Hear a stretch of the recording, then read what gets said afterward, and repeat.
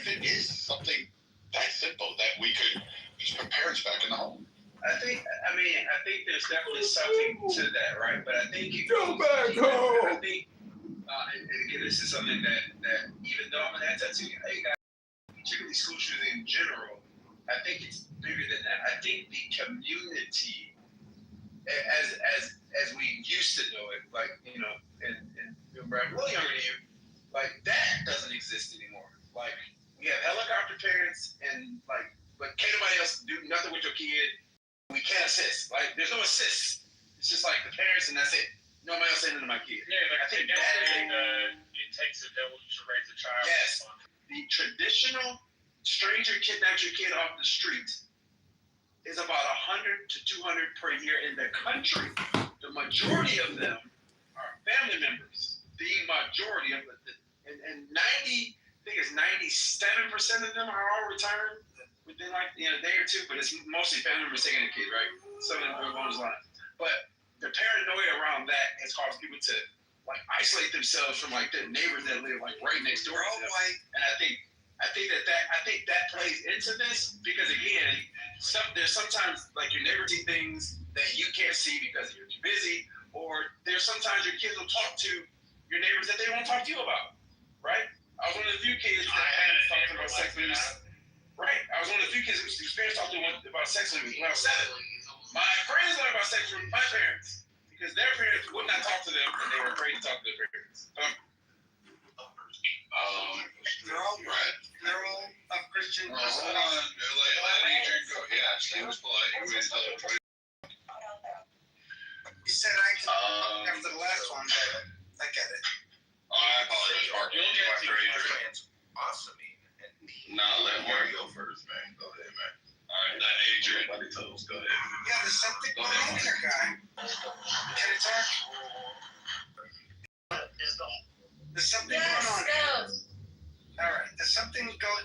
It's hard to explain, but there's something going on here with technology, with information at the click of a button, and Christian people children who have information at the click of a button. I'm rambling here. I'm confused. We have been over this. Marshall, hold on. Let him just learn because I want to get to Adrian. What I'm getting at is, why is it a white Christian person? My point is, you seem to want to attach a religion to it, and I can't figure out why you're going on attaching Christianity to it. Noting that your argument is because they're Christian now, they're more susceptible to be violent. If you use We're not anywhere near as violent as we were in 1867. We're worlds away from that, right? And Christianity has existed the entire time, right? So if it's existed the entire time, and you only have a couple of spasmodic periods of violence, which lasted, like 10 years and then like 40 years, you still don't have this trauma, right? Like, why is it so important to attach a Christian to white, or attach a Christian to social, when not all of them have been either white or Christian? Most people are too lazy to do this, but it saves homeowners a Hold on, fortune. DJ. Hold on, everybody. I want to get Adrian. Yes. Like, you guys are skipping him. I said it. I let Mark go. Mark, we're going to let Adrian go. And then we're going to because this one's, I'm going to show you where you're fatally flawed. That you don't have this issue. That's a lie. That is a lie. I just give you one example. The normal shooter. What was his name, Reddick? All of those people is a Christian dominated country. Right? That's where you're wrong there. Something that Brian said about planting the idea into children's minds. Hey, if your parent hits you, you can call the police, right? Planting these ideas in kids' heads that, hey, you can be emancipated from your parents if you don't like the way that things are going in your household. No, Father. Hands off me, woman. Don't enter without an invitation. Lady Stark. What is it? Caught Kingslayer.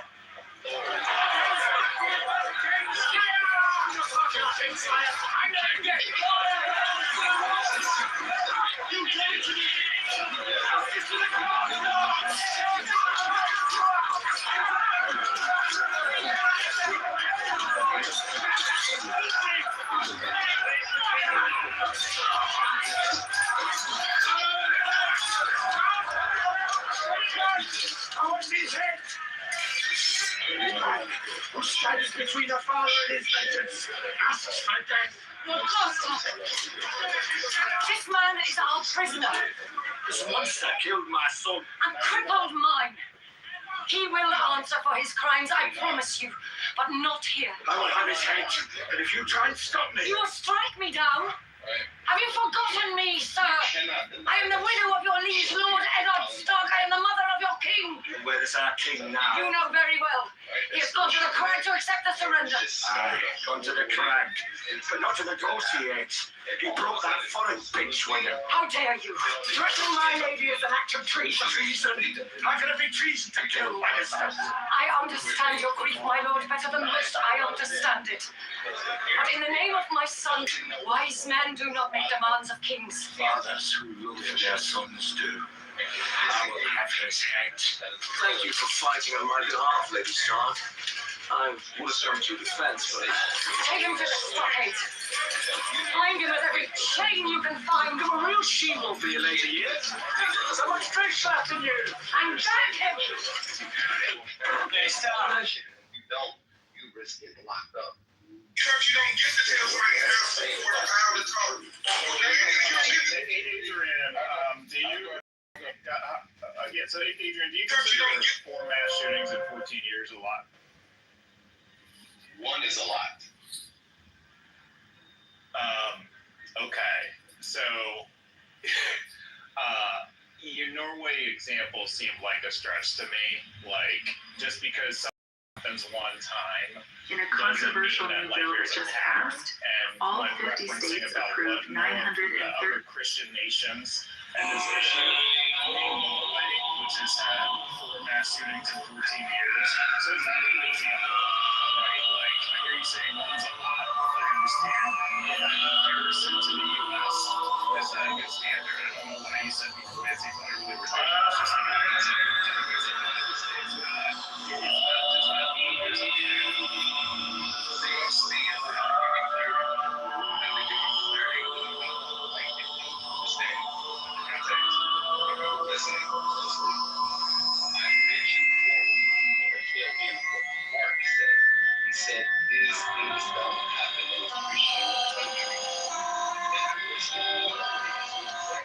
No, he played Christian.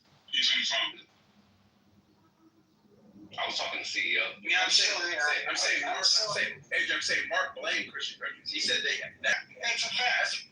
I just wanted to point out that Hold on a second. This idea- It wasn't okay, sorry.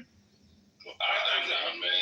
No. Go ahead. Hey, I didn't mean to. You're anxious. Go ahead. No. I did not mean to interrupt you. If you're not there, No, you go ahead, man. That's all good. So I was just gonna this. So your thesis is that the increase in CPS has caused a decrease in parenting, which has caused an increase in school shootings. Am I restating your thesis? The usurping of parents' authority is my stance, because that absolutely happened. So I mean, I disagree, because I don't necessarily think that parents' authority has been usurped. I think that So we're overcoming a lot, and I think Kennedy is ultimately doing it the right way, recognizing if we're going yet, but I think that parents have gotten lazy. to sustain this long after Kennedy and Trump are gone, we better Micromanage those that are here to assist. Again, this idea there's no community, but you're not going to tell me to do with my kid, but I'm not doing anything with my kid. That is my thesis. Let me respond. Wait, did you respond to Finley? So I want to respond to Mark really quickly. Within 15 seconds. I've spoken with teachers. It's been a lot of teachers on this app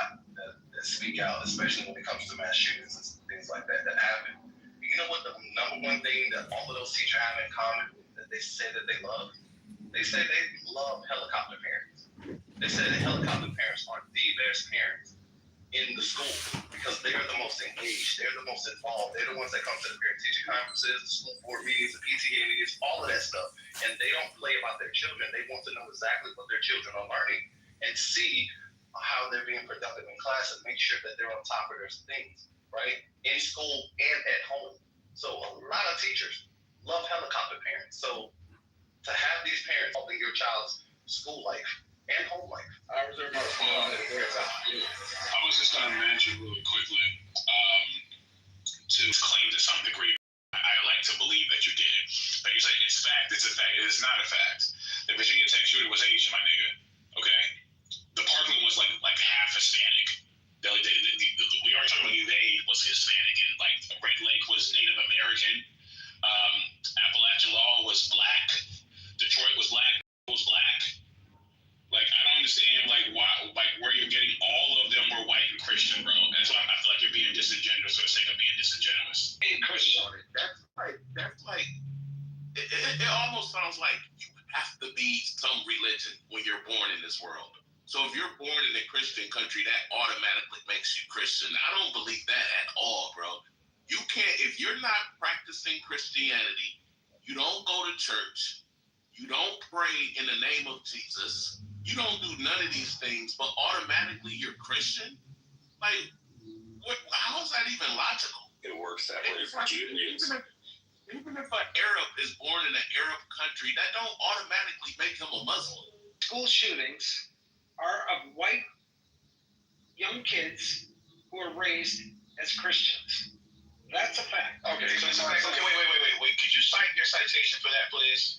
You keep saying it's a fact. What citation do you have? It's hard. First of all, you have to go to the parents, right? So if we were to do proportionalities based on population, I'm sure it would be like, yes, there are more white, freaking confused men out there that think somehow being a school shooter or mass shooter. No, but the reason why I'm saying, hold on, relax, chill, man. I ain't going anywhere. I ain't mad. I ain't calling any names. I'm not doing any of that. We're just having a conversation. Relax, drink some whiskey, whatever it is, smoke a doobie. Is that still the lingo today? I don't fucking know. Early right now. Per capita region. But again, you couldn't even do that because it depends on where you're going to cherry pick. Like Thomas just said, you have multiracial people doing this. You have it's always chill. No one does that. Mark, have some discipline, please. Just please be quiet. Let him finish. And it's not always white. It's already been listed out for you. I don't know. Maybe I have to spoon feed it, but I'm telling you, they are not always white. They're not always Christian, and they, in fact, go against a lot of the religious teachings and a lot of their manifestos. So if I'm sitting here listening to you, I'm believing what the news media and a racial stereotype. Like, the majority of crimes in this country are committed by guess which race? Black people. I hear that a fucking lot. It's not true. It's not even remotely true. But I hear that a fucking lot, and it's that media narrative. It's that propaganda narrative. So this is part of the problem, Mark, is that you're actually not looking at what's going on in a case by case to actually look at solving the problem. I just said it may be as simple as that adding a parent in the home. I don't think it's Christianity. Christianity doesn't do it. I don't think Islamic, Judaism, Buddhists, or whatever fucking anybody else believes in is that triggering fact. I just don't see it. I don't. You're just give me. It's a white Christian male that was featured on CNN. That's all you have. Can I say this, Brad? I went ahead and I posted in the chat the more up-to-date information about mass shootings here in America, who's perpetrating them, so on and so forth, what type of gun they're usually using to do it, all the, just a lot of mass shootings we've had have been white male, but that does not mean that we haven't had other. I think we all can acknowledge that. Christian persuasion. The link in the chat, you can read it, you can get more educated about it, or see what the graphs and things are saying, right? In this case, I think that to buy weapons. Last time I checked, he did. Brad, correct me if I'm wrong. Did he have anything on file, or was he seeing anybody that would have been able to label him a danger that would have put him on a flag list for whenever he went to purchase that gun, it would have been flagged, right? Technically, they were struggling with their identity since 2020. So was there anything on record to show or to be put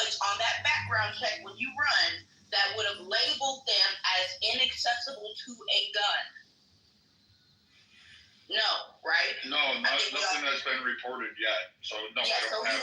he wasn't seeing a doctor while he was struggling with his sexual identity that would have been able to annotate that and submit that, correct? Correct. And nothing realistically anybody would have been able to do to stop it. That's just the facts of it. It's fucked up. I hate the fact that he went out in a coward's way instead of standing 10 toes down and facing the laws of justice and facing those fucking people. It's fucked up that those children had to go through that, and some of those children had to use themselves as shields to protect other children. It's just one of those type of things. Because the reality is when it comes to individuals like this, they're going to find a way to do something one way or another, right? And that's the facts that we're dealing with. All this if, and, shoulda, coulda, wouldas, and what about this, what about that? No, you know how I am, Brad. Deal with the facts of the case. Don't add shit. Talk about it in the context that it is. Yeah, but the facts is The context saying it's just saying it's just one of those things. It's kind of wild, respectfully. And hello, Miss Clark, it's been a while. It's kind of I don't necessarily know I want to accept that, but we're pushing back against this thesis that they're white Christian men. That is definitely not. The evidence does not. So what is the race on Christian? Wait, because I don't mind doing this. We can't believe. Wait, hold on. So why don't we do this? So Thomas actually had a whole list going. I don't know if Thomas can do it or somebody who's got. Because like right now, I'm trying to figure out how to not break this crock pot. I'm now on my third one. So what I'm trying to do is let's see. Can anybody break this down real quick? What is the race of those? And I'm willing to bet it probably is overwhelmingly white. I'm willing to bet it's probably male. Those are two. Brad, are you about to ask about active shooters and shit, and the stats on them? No.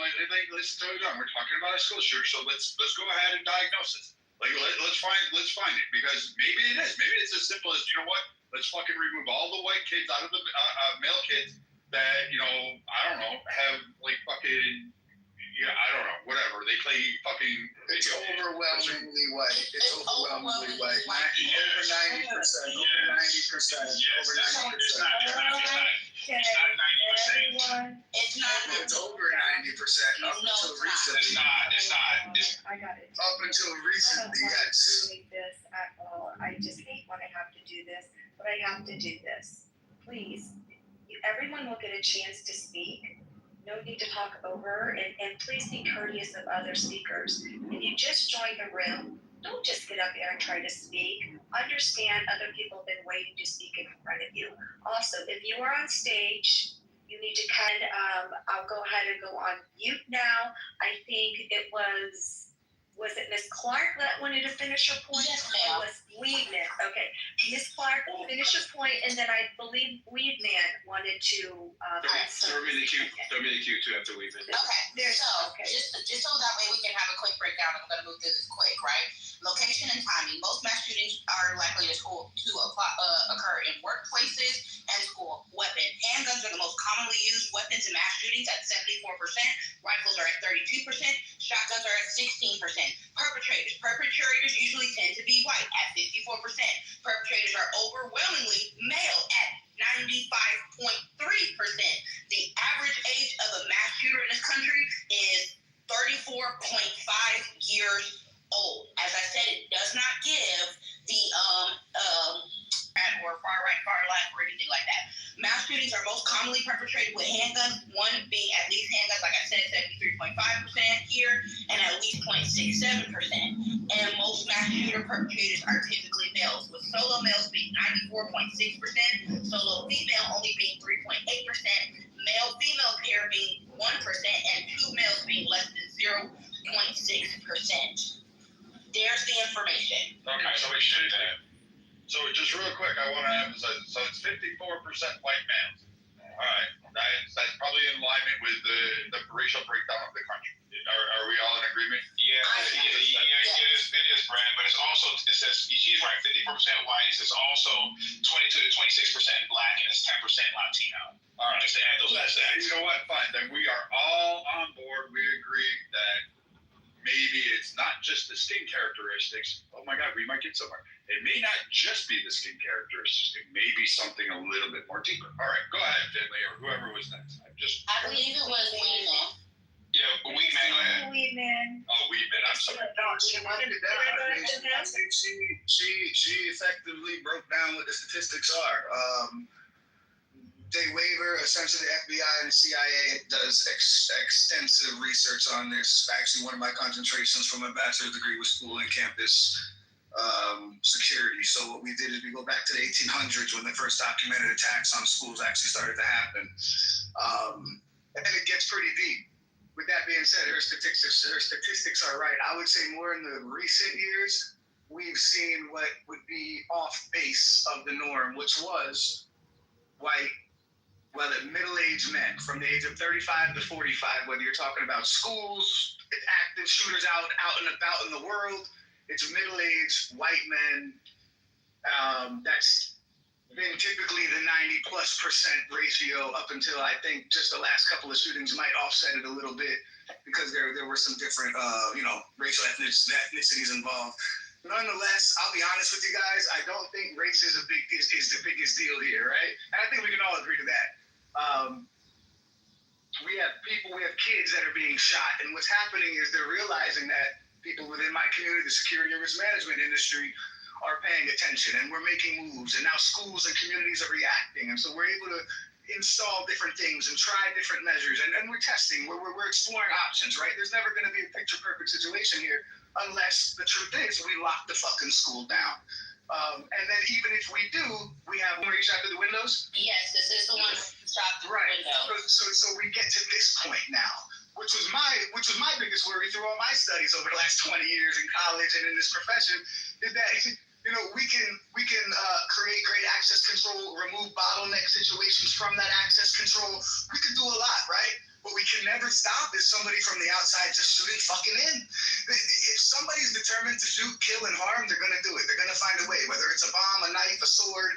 You look at China, you look at England, you see all types of violent acts in mass, right? And they're not used with firearms. I think just a couple of years ago, some fucker walked into a goddamn mall with a goddamn sword and chopped fucking 33 people up. Now, did most of the people survive? Yes, and I think so. There's a difference there. Nonetheless, race, while it's a topic in the discussion, those of us in this industry are cued in on what's taking place, on the actors, the people that are investigating these things. They're aware of these breakdowns and these statistics based on the information we receive. And I could just say I don't think that should be the main sticking point in conversation. I think it's divisive. I think it doesn't allow us to get to a solution. And I'm going to pass the mic real quick. Sorry for being so long. Can I speak, please? Can you guys hear me? Yeah, but you go ahead. Yeah,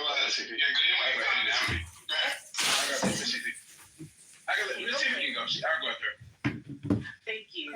I just wanted to know if we brought up mental illness, isolation, bullying. I think when you have that combination, it just adds to the piece of the puzzle. That isolation, especially from their parents. That the parents don't know what's going on. So I think mental illness needs to be really up there too. I mean, gun prevention, of course, but these kids, some kids out there, I don't know what's going on with them, but yeah. So the National Alliance of Mental Health says Excuse me, that, it's real quick. No, it's Mr. Finley's turn. Thank you. So the Violence Project talks about this, and I think one of the reasons that we think that most violence amongst people of color tends to be, not always multiple victims, and it tends to be, it's a narrative. So if it's a gang-related violence and 2 people got shot, it's not going to make national news. It may make no local news. It's not going to make national news. But when Tyrone does that with Pookie, right, with 2 people. But if Chad decides to go in and shoot up, the school, kills 15 people randomly because of whatever reason that he has, because his brain ain't wired correctly, that makes national news, and of course that's what's highlighted. So that's what the perception is, and it's not the reality. But I want to point to something that another part to my thesis about: 1, we don't have the community we used to. Number 2, the way that we are, especially in the school system, the way that we are raising boys. You may not believe this. I know that there's patriarchy people out there that believe there's oppressive patriarchy. Boys are failing. They are failing. we are they're slowly checking out of society, and it starts young because the way we educate boys. There's a whole problem systemically. And these aren't my words. There are multiple organizations that have talked about this. That there is a problem there, and when solutions are offered, the pushback is no, we can't do that for boys specifically because we're going to go back to the old system, patriarchy, evil, blah blah blah blah blah. But the reality is there is a male deficit happening right now. With respect to economic. It's not so much about the mic. No, I just needed to ask somebody who knows how to cook. Do I heat the crock pot bowl up first before I put it in the stupid fucking thing? Dear Mrs. Bradley, no. No, you don't do that. That's funny as fuck. So you just put it in as is, right? Correct. Yeah. All right. Is the fire department on your speed dial, Brad? Before you see it, just make sure you get first. Brad, you better preheat that fucking crock pot, Brad. He's broken more kitchen appliances. End up with a fucking screw worm. An entire country, I swear to God, he's blown up more kitchen appliances than anyone. What is he I'm surprised he's still around, bro. What is Listen, you're very resilient. Excuse me, I'm sorry, Mrs. What is he making? A pile of mess, that's what he's making. You know, he actually Chris, bro. Bradley, what are you making, honey? I'm going to try to make a shepherd's pie. He's making shepherd's fucking pie. He's making shepherd's fucking pie. Whatever the video thing. It says an 8-step recipe is easy. I just needed it. So I got a quarter lamb. Baby, no. I shaved The that lamb thing. is cooked in the. We'll see if it goes and have it again. I got you, bro. I got you. God bless you, bro. The first thing you want to do, the first thing you want to do, Brad, is you want to score the crust with the little mat. You can't say the word score. All right, so Family style. Just don't talk over. Just don't talk over each other. Did someone new want to get it? Yeah, I wanted to be dishonest because, like, for example, if I'm in a gang, a street gang, and I know my ops are standing in front of this gas station, and I go do a drive-by, and 5 people get shot, people are still not going to call that a mass. If you could say technically it is, but no one's going to call that a mass shooting. Now, if a random guy walks into a Walmart and just starts shooting up the place because he's crazy in the head, that's a mass shooting. So I think just because something legally says 4 or more, we all know what really a mass shooting is compared to like gang activity. Well, we have to define Drive-by shootings, DJ. Again, this is a lot of us have a 1990s view of like violence. That isn't as common as it used to be. And believe it or not, I get the legal definition, but the 3 or less is not as rampant as you think it is. And gang violence is tracked a little bit differently. There's a ton of data on gang violence, but I know that we're trying to make the comparison between the drive-bys and the school shootings. And again, I address that there is a narrative problem here, to be fair. Which is why we think it's all white males. But that drive-by narrative just isn't a thing anymore. Not saying it doesn't happen, but it's not like it used to be in the 90s. It's like rare, very rare. Sure, it's way more calm. But do you guys want to, like, just for sake of argument, define mass shootings in a very specific way? Then we can all be on the same page with each other. A mass shooting is defined as 4 or more people being shot at one time. So let's stick with that. We stick with that. All right. For simplicity's sake, thank you, Marshall. Yeah, well, I think anybody being shot is catastrophe. Obvious. Two or more deaths define catastrophe. Sure. But my thing is this. It's to DJ's point. It's almost as if we want to, it appears this way, as we want to sit back and kind of differentiate the killings of one group compared to another.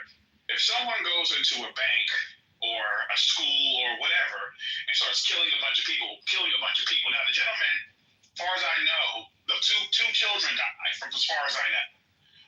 in the shooting that took place recently.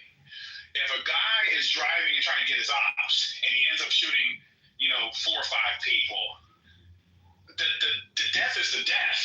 But like how they died or for whatever reason they died should not matter.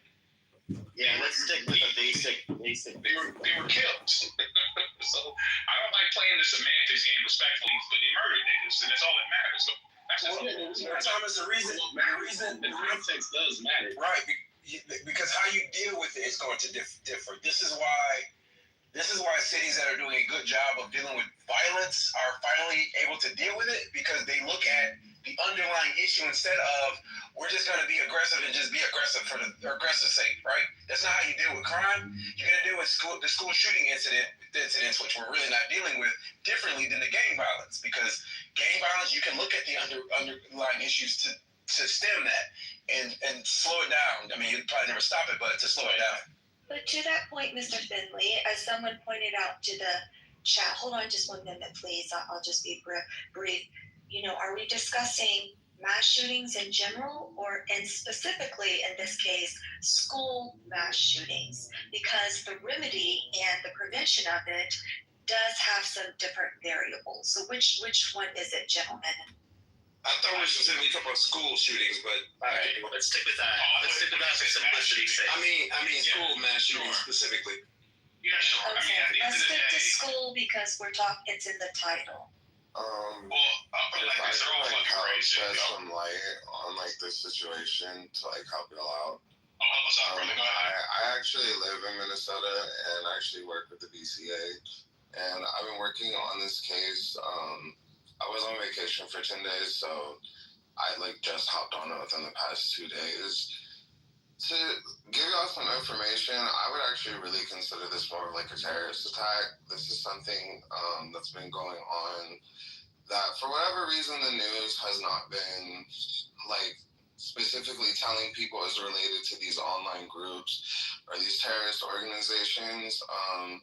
This one specifically, I would just relate it to the NVE group. They're called the Nihilistic Violent Extremists, heavily related to a group called Terrorgram. A lot of these things that you wouldn't think are related are heavily related, and it's all terrorist activity. So there's basically these online groups. They vary in age, and they're. Wait, can you hold on a second, sir? So I'm from Minnesota myself as well. I'm up by 2 harbors. Okay. So, first, right, I don't know what ERR means on the crockpot thingy, so this is not fucking done. I gotta give up. Secondly, error. It means, but what is this guy? You're the whatever Saint, whatever SMT, whatever. Do you have proof of this? Do you have some evidence of this? Because this is the first I'm hearing about this. Because I've never heard of an online terror troll farm that's recruiting people across the nation to commit school attacks. That's just. That seems like something that would have been released by the FBI, or at least schools would have been made aware of, and parents would have been made aware of. I'm sorry, it's not. Because this is the first I'm hearing it. Yeah, I'm trying to tell you. I think it's basically it's a collective of different terrorist groups, groups that are anything from accelerationist neo-Nazis to just fit fucks that glorify mass shootings and shit. And they do weird things, they'll have shrines for the people that have done these mass shootings. It's just, I don't actually participate in those places, obviously, but it does exist. Thank you. Thank you, Pete. SMT, can you elaborate a little bit more on what he said too? Because again, I'm not trying to draw anything. I'm not trying to make a mockery of anybody. I have ignorance on this. I am completely ignorant to this facet of this conversation. No, Terrorgram as AMC is actually is very. Can I let SMT? Can I evaluate what Pete said? I just want to hear what SMT has to contribute. Yeah, I think a lot of people are ignorant. That's the only reason I came in here. Do you have sources we can post? Because KK's got spirit fingers and a hat. I don't know if she knows. So once I finish talking, like I'll gladly post like some links off of research that I've done that I'm allowed to like post in the chat for you. Okay, thank you. So basically,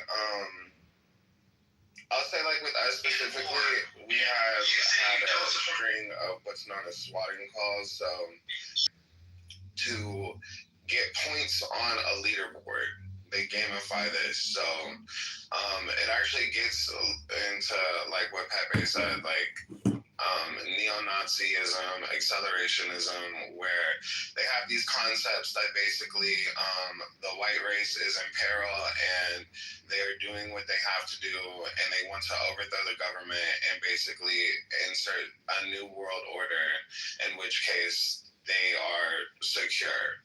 Can we also toss in Scientologists in that mix just because? So, another important aspect of this is, I would say, like, the children, for whatever reason, under another group, it's like an umbrella, it's called the 764 Network, that's, like, specifically really well known for, basically having children take videos of sexual acts of themselves and then blackmailing them to get them to do various acts, whether it's acts like these where they harm other people, acts where they harm animals, acts where they harm themselves. And they radicalize these kids into these people that you're like seeing today, you know, these mass shooters. So damn, man, back to the swatting calls. Holy fuck. So back to the swatting calls. So it starts with swatting calls, fake 911 calls. They're starting to get these points on this leaderboard, right? You get more points the crazier things you do.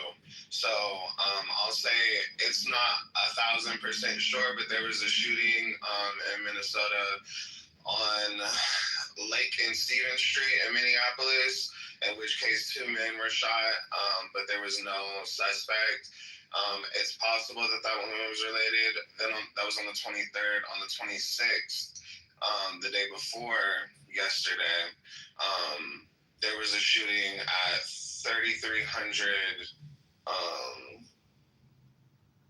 I can't think of the street name, but there was a shooting at 3300 something right outside of another Catholic school, in which case 7 people were shot and I believe 1 was killed. It's heavily possible that that one is related, so I'm kind of pointing out like how things are progressing because they're getting more points on the leaderboard in these groups, right? Should we add in kids doing like car theft as one of the examples? Basically getting kids to be recruited into doing part of these acts. Yeah, car theft, and we get to the shooting, in which case 20 people are injured, 2 are killed, or 17, I apologize. And this person could have killed more people. Obviously, like they only used 2 magazines out of like the 5 park and then killed themselves. When they do these bigger acts, this is where you get into like the Satanist ideology of it. They consider themselves, they call them a saint. They anoint them, quote unquote. And that's why Samantha Rupnall is like a great example of that, where she references somebody in like Turkey who killed a few people at a gay bar as a saint, because in these groups, whenever they want notoriety, some strange reason, doesn't quite make sense within the holistic point of view, but they want notoriety, they get clout, quote unquote, and they become these saints. So the higher you get on the leaderboard, the more people you kill, the higher chances of you becoming the saint in the group. So I'll kind of leave it at that. I just think it's important to like note, because for whatever reason, like I said, they don't share, like a lot of these cases are heavily connected, and it's not really hard to like real terrorists. This is fascinating. May I ask you a question? Yeah. Yeah, bro, this is absolutely fascinating because Yes, I've never heard of it. Yeah, no, this is crazy, and if this is happening, I just could imagine foreign governments leveraging, this is a new kind of troll farm, if you really think about it. We have a similar thing, this whole vigilante thing going on here in Calgary, where the gangs are, and they're really, I don't know anybody that likes sexual predators, but there's been a couple cases, I think 3 this year, where kids under the age of 14 were luring sexual predators. And just last week, one kid got picked up in a van with no out of your way doing crazy shit. Whether it's can I add to that? Yeah, here? crazy. So I own residency in Alberta, so they're actually attached to the ICE unit, the Internet Child Exploitation Division. The only reason why I know that is my husband does K-9 training for the RCMP, so I know exactly what you're talking about. 2 of the cases were actually attached with law enforcement with parents' complete involvement, so it's not complete vigilante. However, I know what you're saying, but I just want to make sure, the case you're talking about, I know exactly what you're talking about. The ICE unit was a part of that. It wasn't just kids for the hell of it. So I have a question to those in the room, because again, this is all fascinating to me. I did not know this was going on. Thank God my kids are grown. So why hasn't this been brought up in the news? Why? We just had this Minnesota school. Jacob Fry. Hold on. Wait, hold on. I've got Jacob Fry on my fucking TV right now giving me the "we just need the ban" speech, and then we're going to rally this with Ilhan Omar going, America is a terrorist country and we need to stop this vile hate, and going down these rhetorics, but nobody mentioning this part. This, parents knew about this because, they're working, they can only do so much at a time. But if they knew this shit was actually going on, they would be like, hold on a moment, what the fuck is my kid doing? It's no, this shit is harder. So, who knows this? Brad, as someone who's in Minneapolis, these are the same people that the police force left loaded guns inside their cars during the very first night of George Floyd protests. The cop car gets broken into, and so because they use the claim from the police, go get the loaded gun that someone broke the cop car because they just wanted to cause damage to the cop car, nothing more than getting a gun. They released tear gas indiscriminately to everyone. Same people. So I'm not surprised. Brad, I was gonna try to cast. Thank you, Mr. Fendi. I just want to say thank you for asking that question, because I didn't know that either, and it makes a lot of sense, because now I'm thinking these are not lone wolf incidents as we talked before. Probably there is something to it, that is a network that we can look at.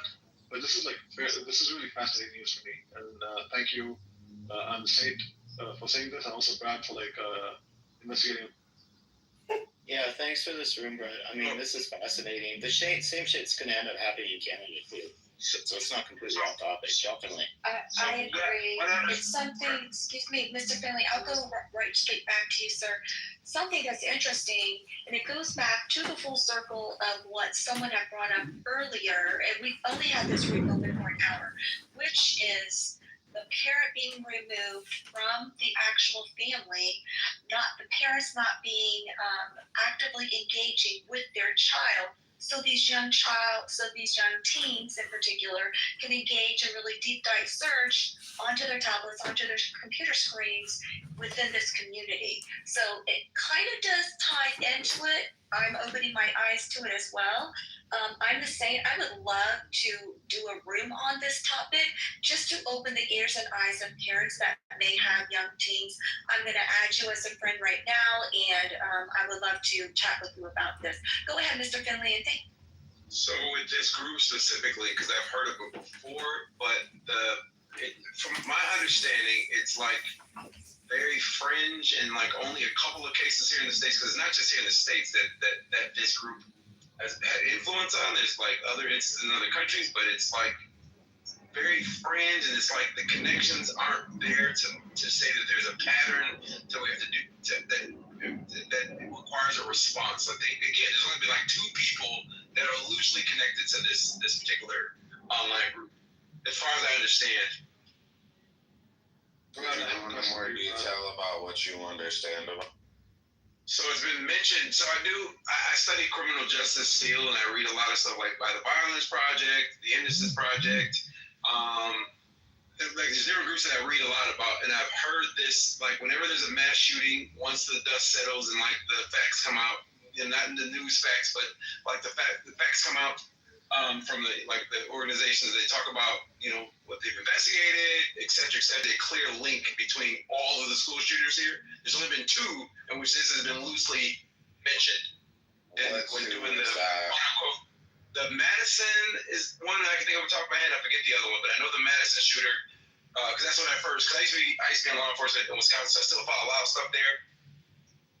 And so the Madison shooter, and I forget the other one, but the Madison shooter for sure. But there's one other one, but I can't remember the name of it. But if you guys started digging into shooting, like mass shootings, because you get to understand the narrative and what draws attention and what does not, which is why we shape our minds around this. But again, that's also why I have the thesis that this divestment in boys is kind of creating all of these problems, because youth crime there's uptick amongst young men. Obviously, school shootings is a problem. Dropout rates of young men is bad. Reading scores are bad. It's just bad all around. In the Minnesota area, we kind of set a giant middle finger to the federal government for funding, because it came with so many strings attached that they couldn't run the schools the way that they were. And so then the federal government said, okay, we're going to discontinue all of your government grant foundations. So Minnesota just got hit with every government-funded non-for-profit was unfunded. So add that to the mix of this current time. Yeah, so just to clarify, whatever facts or lack thereof that were just shared. So December 16th, 2024, Madison, Wisconsin, when he's referencing Natalie Samantha Ruppnow. Telegram is also related to the January 6th incident in 2021 that happened at the riot at the Capitol. There was an incident March 1st in Waukesha, Wisconsin with Nikita Cash that was related to the terrorist orchis. January 22nd, 2025, Nashville, Tennessee, Solomon Henderson. July 28th, 2025, New York City, New York, Shane Tamora. And to be specific in global incidents, because this isn't just over here, there's May 20th, 2025 in Pirkkala, Finland, where I believe he was 15 or 16, went to school and videotaped himself stabbing his schoolmates. Then there was another incident, the one that Natalie Samantha Ruppnow from Madison, Wisconsin referenced, August 12th, 2024, that happened in Eskişehir, Turkey, from Arda. I apologize. I have no clue how to pronounce that. But just to be specific, these are some incidents that are actually related based on literally the manifestos of the people who did them and their social media accounts of like the past year. I even found I guess apparently this is real enough that Frontline did an expose on this along with National Geographic and other entities are starting to do exposés on this. Like BBC is not going to pick this up. ProPublica is picking this up. So now I'm like, I feel really dumb. I had no idea this was going on. I mean, you know what? The way it comes across, I probably would have just threw it out there as a conspiracy theory or some other crackpot kind of far-reaching thing like Martian moles take over DC. It's a new culture of violence, and violence has evolved over centuries. So to be clear to S&T's point, there is a larger group that I am not familiar with. I'm speaking specifically to school shooters in this particular group. That there is a larger group, and I also did mention that it's not just in the States. I did mention that it's global. Let's hear it from public media, because actually this is where I first, maybe not first or second, I had heard of Telegram, and I know that Telegram, one of them came from Telegram, which I've still been a bit suspect of.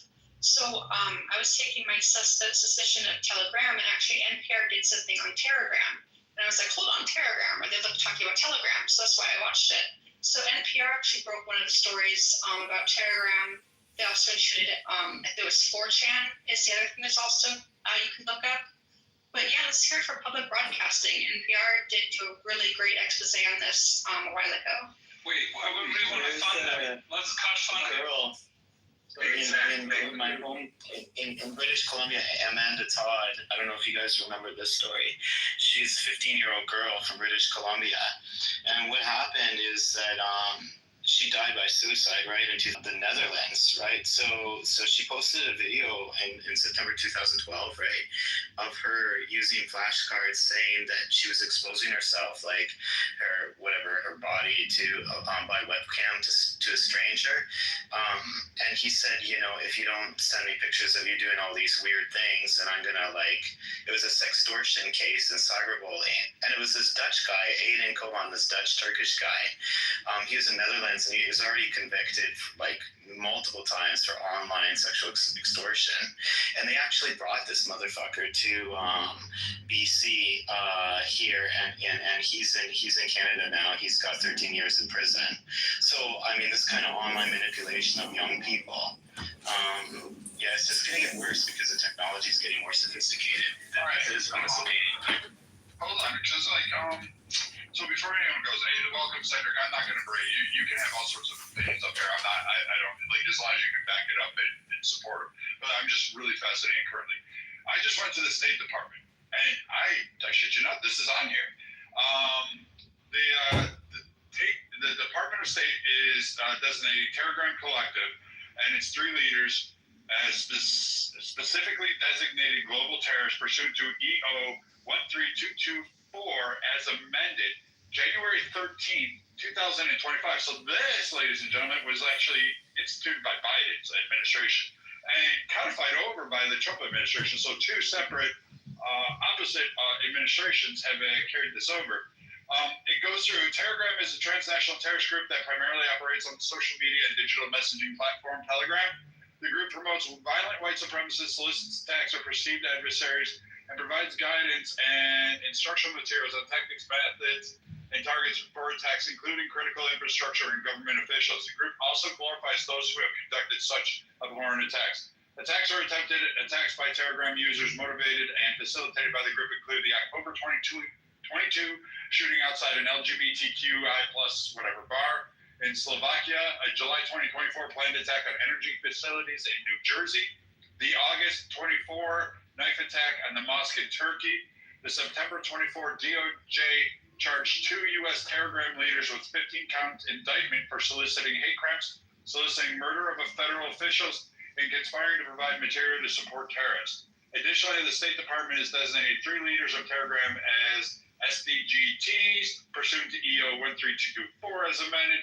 Zero Daniel Armane Ferrari is a Telegram channel administrator. Ferrer is a Brazilian national residing in Brazil. He'll never leave there.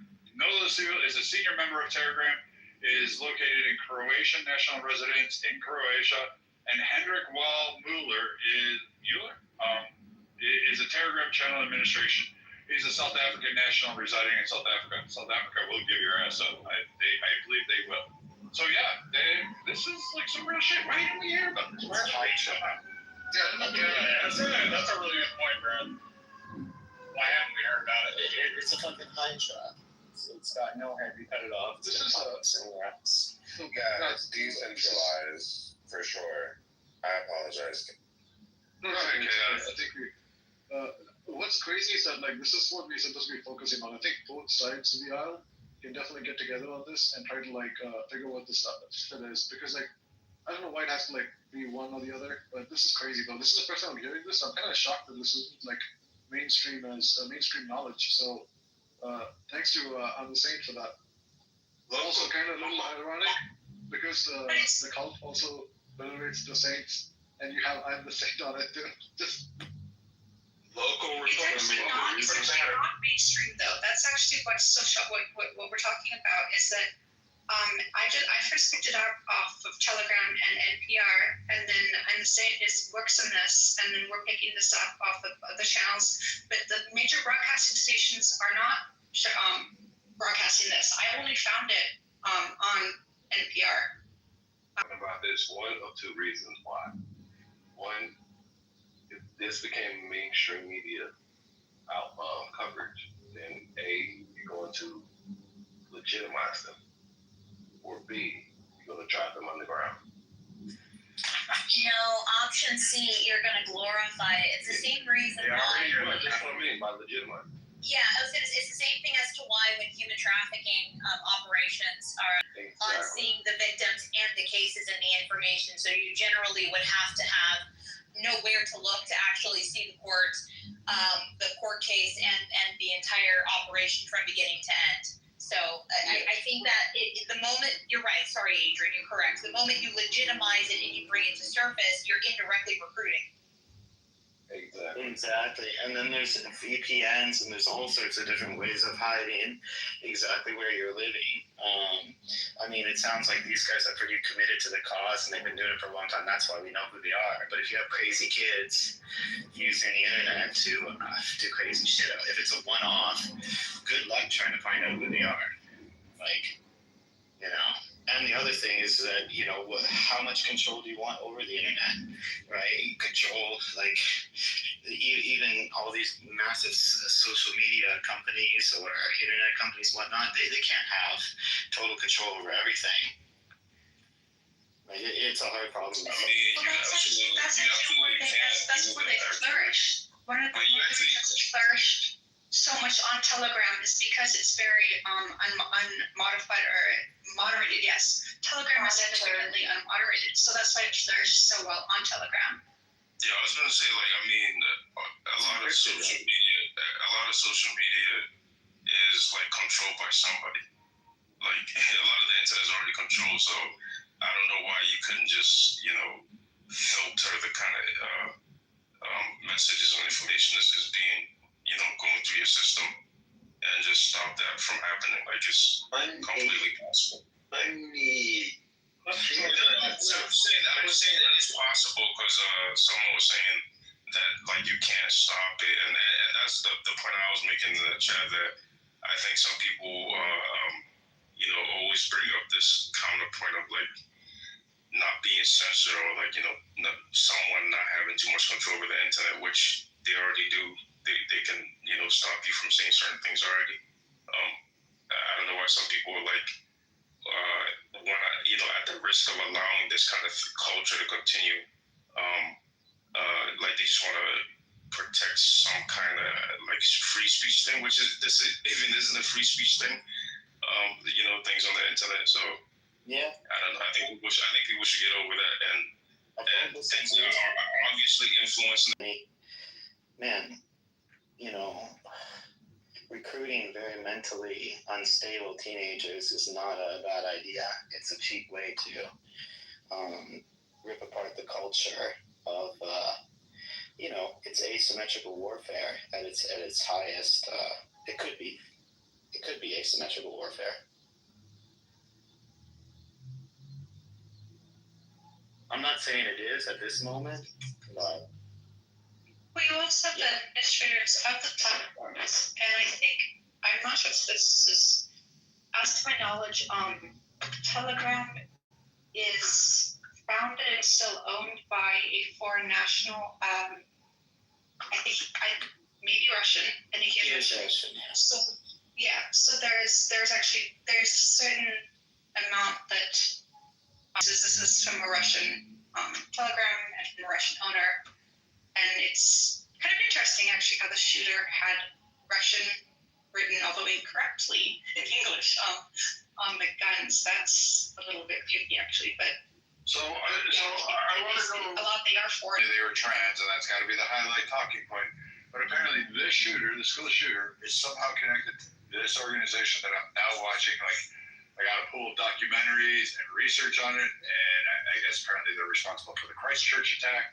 So somehow it's correlated to this. I'm confused. Yeah, so again, on their rifle, which I may even have a picture of, in the video that they posted on YouTube, on their rifle, they had painted the name Rupnell, Samantha Rupnell, from the Madison, Wisconsin attack onto their gun. So, and an example of what I was saying about the Saints culture, that girl, Samantha Rupnell, committed a heinous heinous act, in which case hit their leaderboards, and so they revered her now as a saint. And this person specifically looked up to Samantha Rupnell, thus putting her name on their gun. Right, it's like these crazy fucks in Europe who say, like, in the name of, I don't know, this or something, they kill someone.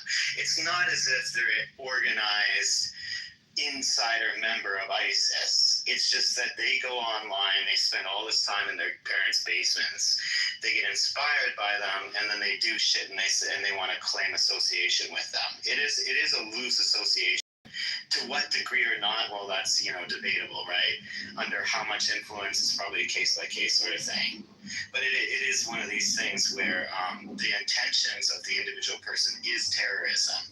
And they may claim to be, part of this terrorist group, but they may have never been to, ISIS, they've never been to Iraq or whatever, Syria. And so it's one of these things where, crazy people with lots of bad ideas meet each other, give each other worse ideas, and then claim association. I just don't. So I just want to, anyways. I don't like giving. I'm not even trying to give like personal opinion. And then basically there was a boy who killed both of his parents. Waukesha. Thank you. I have no clue how to say it. Waukesha, Wisconsin. He killed both of his parents, and during the trial, referenced the Order of Nine Angles. So this group, also known as the O9A, they're actually like heavily organized, and they have like roots back to like the 1970s. And this group specifically goes out of its way to have its recruits rise through its ranks by basically infiltrating political sectors, law enforcement sectors, basically to help them do the things that they are doing. And this is a global organization. U.S. military, Shandon Simpson, who was found to be like one of the people that was in this O9A order. So to like 764 network, but there's other ones. Like the Ottawaffen Division, groups where they have arrested some of the higher ups, just like Telegram, they have arrested some of the higher ups, yet we still, over the past year, have had multiple occurrences where people are right now, and we're all in this house, and we see each other every day.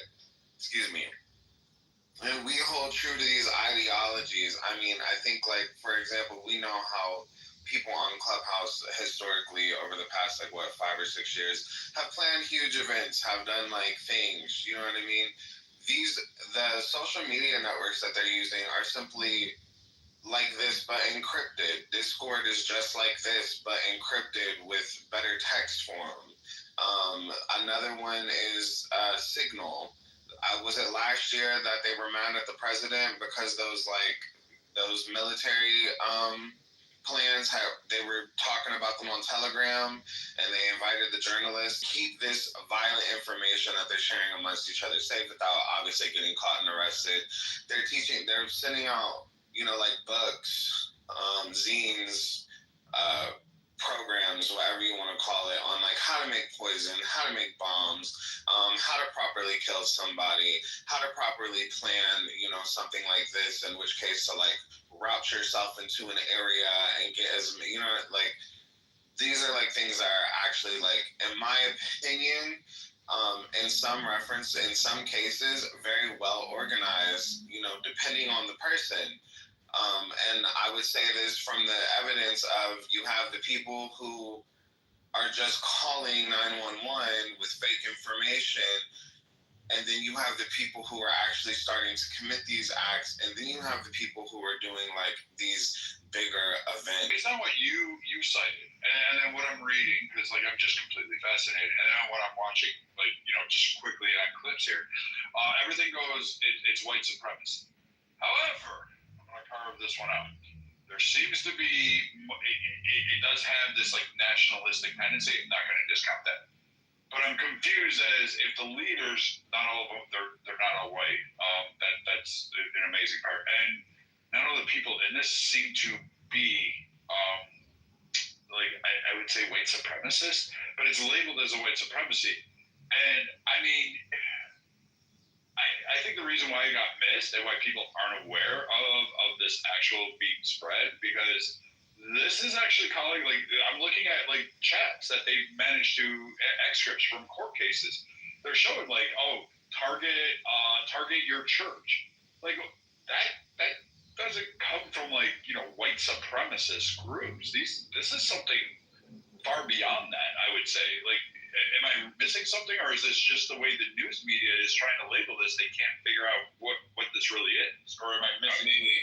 I mean, there are white supremacist groups that hate Christianity, so I would say that I apologize. Contradictory, like, you know, I'm not saying most of them, but there's a big section that think Christianity is like a foreign religion that is not European. So, So yeah, for the 764 network, which houses Telegram, is actually heavily influenced by that group that I referenced earlier, the 098, so the Order of Nine Ingles.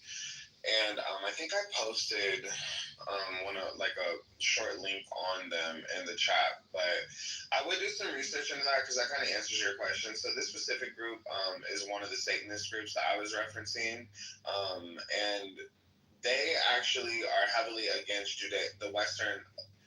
When Pepe was up here earlier and brought up accelerationism, accelerationists are extremists who want to, in this order of things we're talking about, who wants to basically have a new world order. This group, the Order of Nine Ingles, which heavily influenced all of these groups, is Satanist.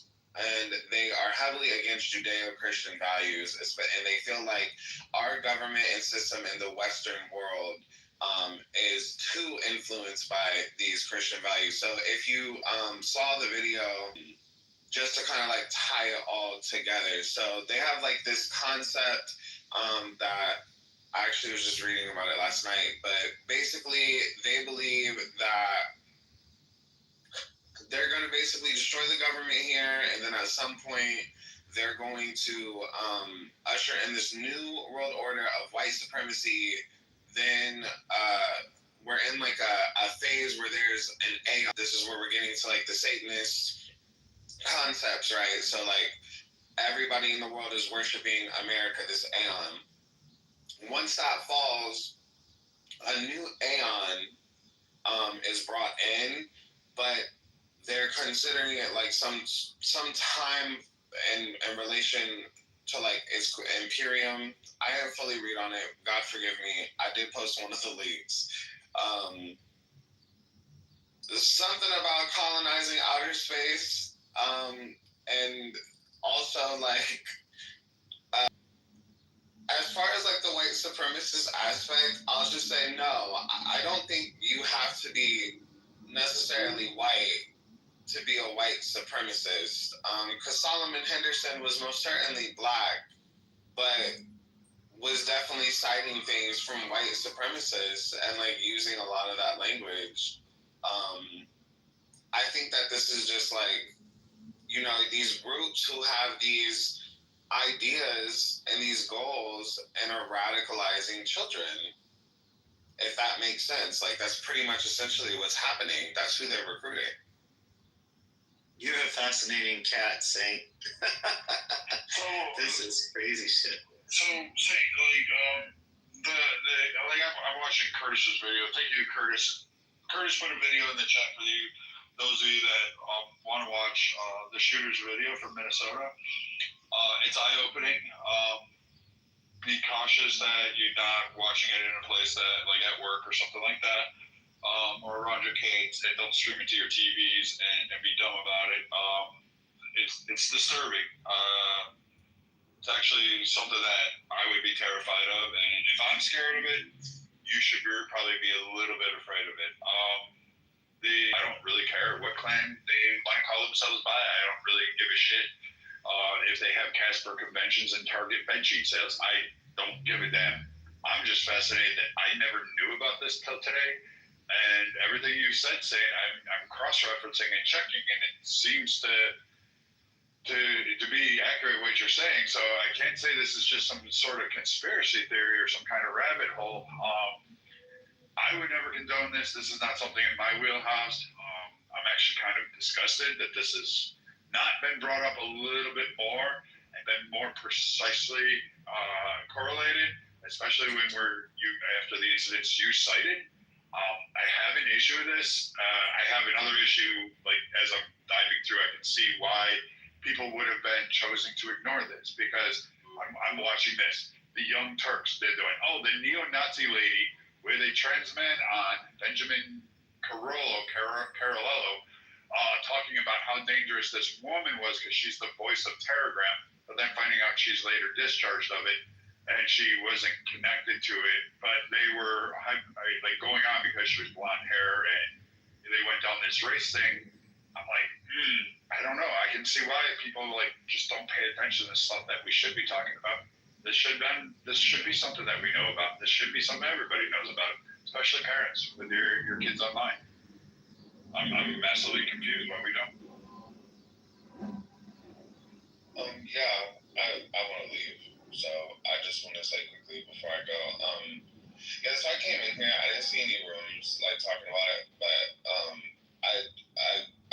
I work with the Bureau, the BCA, the Bureau of Criminal Apprehension, and so like basically what I'm like sending are just like public links that I found, because I just literally went back to work 3 days ago. No, yeah, yesterday was Wednesday for me. And like literally like emails hopped in, and then this happened yesterday.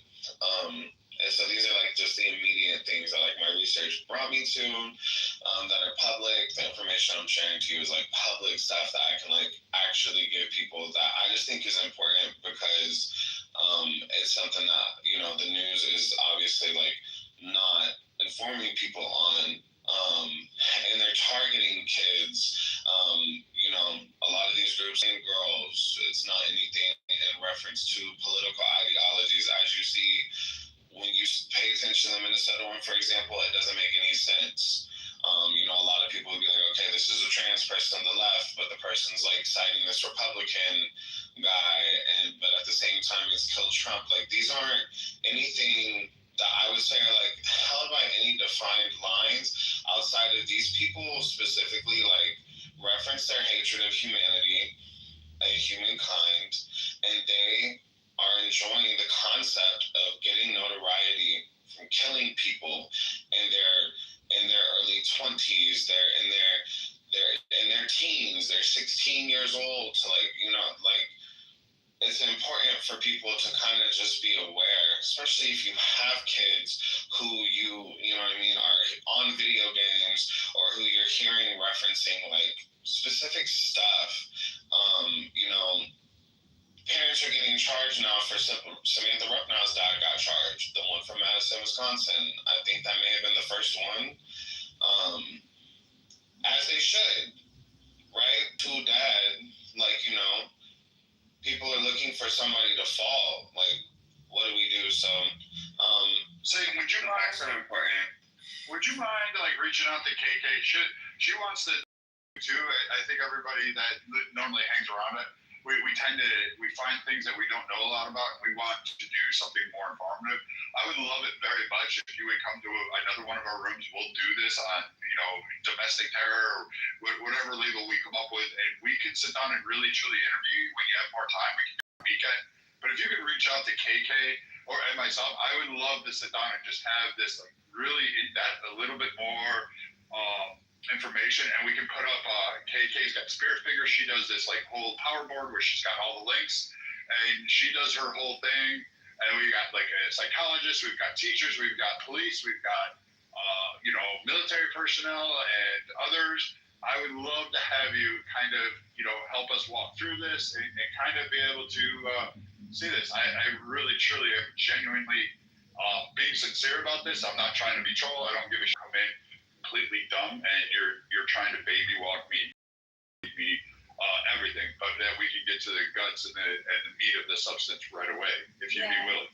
I think it's like a new era of terror that most parents are not aware of, that our children are exposed to, that we need to really understand. Just like parents are not used to or aware of, these new types of drugs per se. It could be laying right there on the counter and you would not even know that would be something potentially dangerous for your kids. So just even that knowledge will be good. So yes, I'm the same. I will definitely, we follow each other now. If you can send me some information and I'll work with you, we'll figure out a schedule, but this is great information. Brad, can you do a quick reset, please? Since I'm sure your crock pot is about to explode. Oh yeah, that broke already. It's now. I'm it went not from surprised. ERR and now it's broke. So I'm just gonna throw it in the oven and we're gonna try this thing. I put it at 475, hoping it'll cook fast. I hope. You do not cook lamb at that temperature, for crying out loud. Bradley, that's it. I'm gonna have to fly down and cook you 2 weeks of food at a time. I think you need a Brad cooking insurance. Your appliances in your house. Brad needs life insurance. I think Brad needs insurance. He needs to put himself in a bubble, like a self-protective bubble. I guarantee you, the seat coverage is up to. Is it mutton or is it lamb? It's lamb. I didn't shoot this one.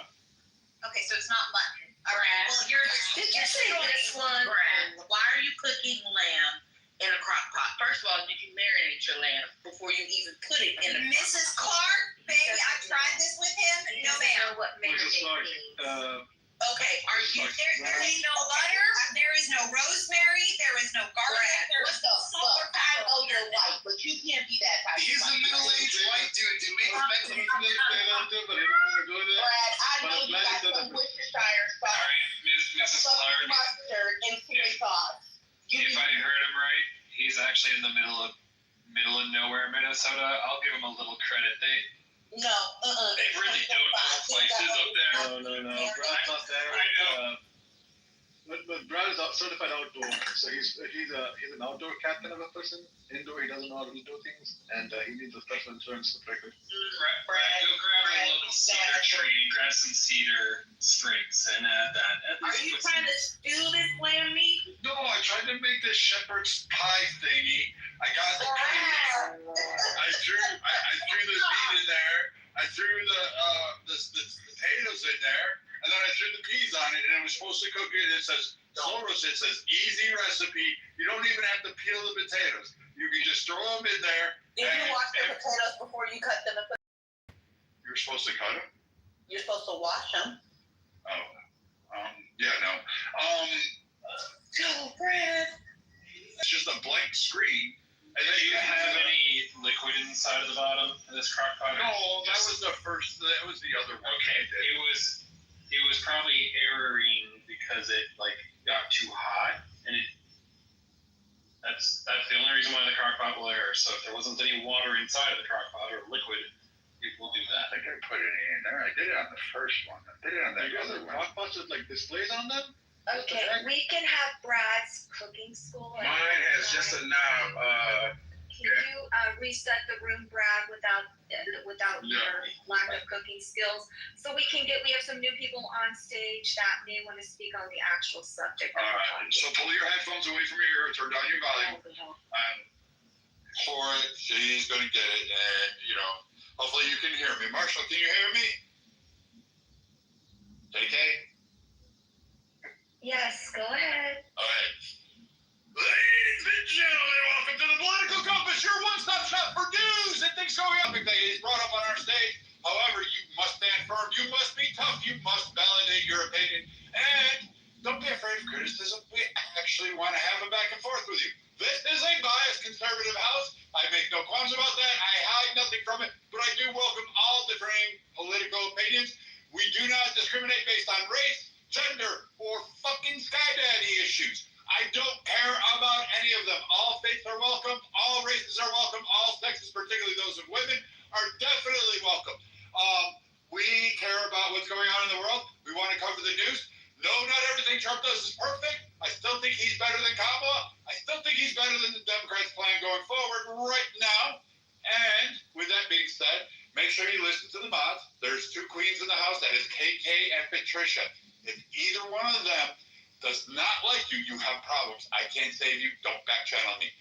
Marshall is our historian, our legislative genius. He will sit there and call out us if we go astray or get some facts wrong. And Queen Mary of Scots, the Scottish girl in her axe and knife.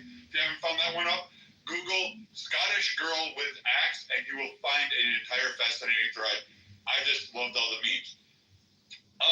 But with this, we also learned today about Paragram, and something I was not really formally aware of.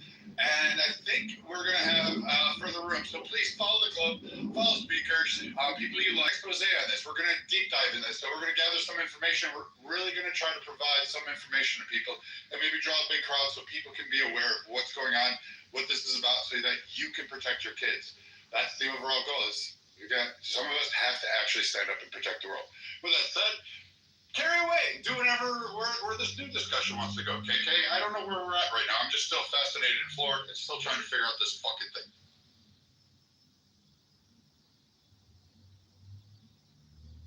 Okay, so this topic can go several different directions. One direction we were discussing earlier before we went down this Telegram conversation is, what is if there is a singular factor to determine who could be a potential shooter per se. We had some stats given. If you're just joining the room, you can scroll up and everyone gave some interesting stats. So if the stage is popcorn style, please allow those who newly joined the stage to speak first, and then I'm going to mute up, and I just want to get your thoughts on words that you feel like could have prevented all of this going on.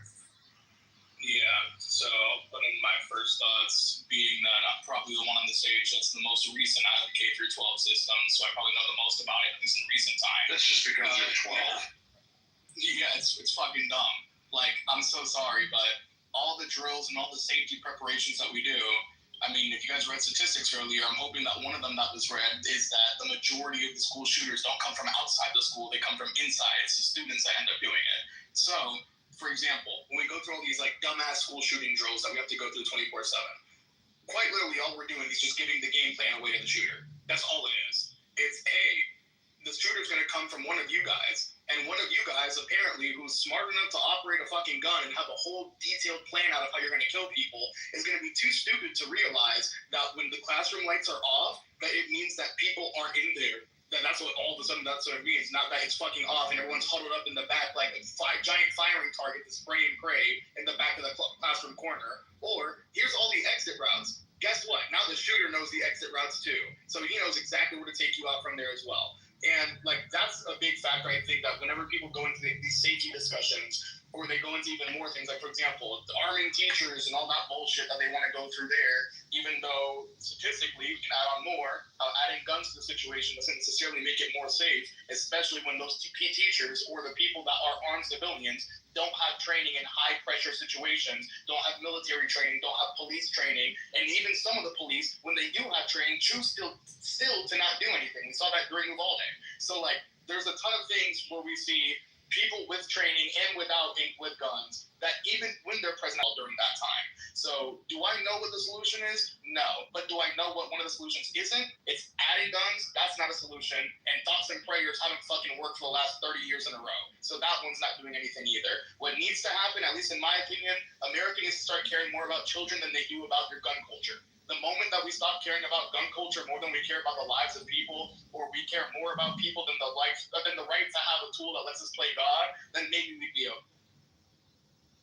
I do have a question. That tool doesn't let them play God though, because you can't create that with a gun. Control and different things like that. It makes me really wonder, like, if we actually got off to the weeds about gun control, what type of gun control would you want? Like, what type of laws would you want to see implemented that you feel like would make a difference in this case? Yeah, sure. from a gun. You don't need one. If I can't have the mental disorder going into the military in order to do so, you can't have one to own a fucking gun as a civilian. I'm okay. If the military can realize that, so can like regular civilians. I don't think that's a huge fucking step to take. On top of that, when it comes to what's called evaluations, et cetera, I think that people should have to renew their gun licenses. I think that people should have to renew their psychological tests. Because, for example, one person may be okay mentally to handle a firearm during 1 year.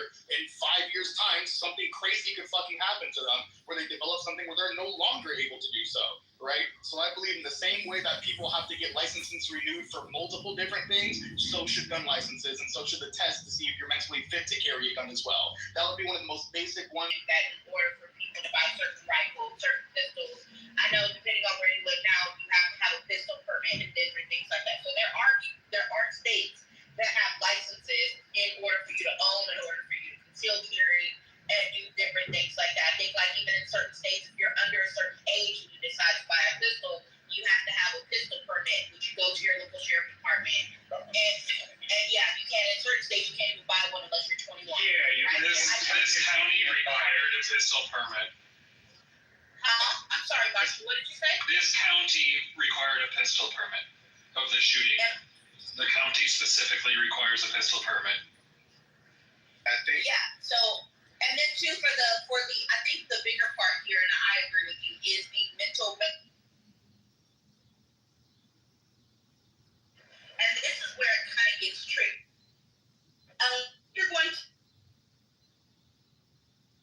Is it just me, or is she matrixing right now? Yeah, you're matrixing. Can you hear me right now? Yeah, you're good. Yes. Yeah. Okay. So unless, and I agree with you, this is going to be one of those things where unless the state or the federal government puts something in place for people to take a mental test to ensure that they're capable of carrying, that's going to be the tricky part. Because that's the reason why earlier, and I don't know if you were here, I asked the question of when he went to get his gun, because as far as I know, if you have any type of mental disorder on record, you cannot purchase a gun. Correct. It's already illegal under federal law. Yes, and in this case, he was not seeing a doctor. He was not going to someone that would have been able to say, hey, surprise, surprise, this person's mentally unstable. Let's make it to where they can't get a gun. Like I heard people saying he was struggling with his sexuality, but even though he was struggling with his sexuality, that's not cause, unless we're going to make it law and cause to say, if you're a person who struggles with your sexuality and jumping between if you want to be trans or not, you have to go to a medical professional and then get that documented and then, put that in a way where you're no longer able to access guns. That's one thing. So I do, that type of mental test is going to be a hard one to get past, because now the question becomes, who do you deem mentally stable and who you don't deem mentally stable? It's not just that. It would fit the definition of an undue burden. Now, there's already an existing federal law in the books which allows the federal government to argue, right, if you're schizophrenic and it's on record, right, like, you can't go buy a gun in most states. If you have a history of DV, you can't buy a gun too. Right, but I'm not necessarily speaking on this, like, history that's already been there. I'm speaking more of, like, you need a test on site in order to get that, not like, oh, bring your medical history, et cetera, et cetera.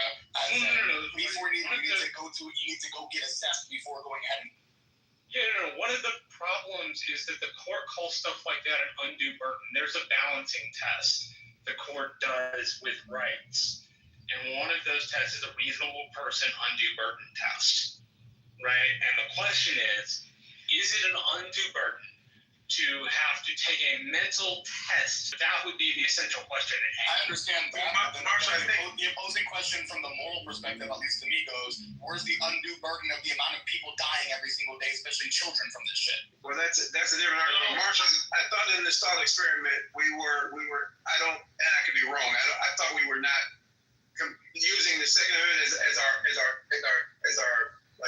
measuring stick, right? Because I'm sure in all his proposals, mine included, we would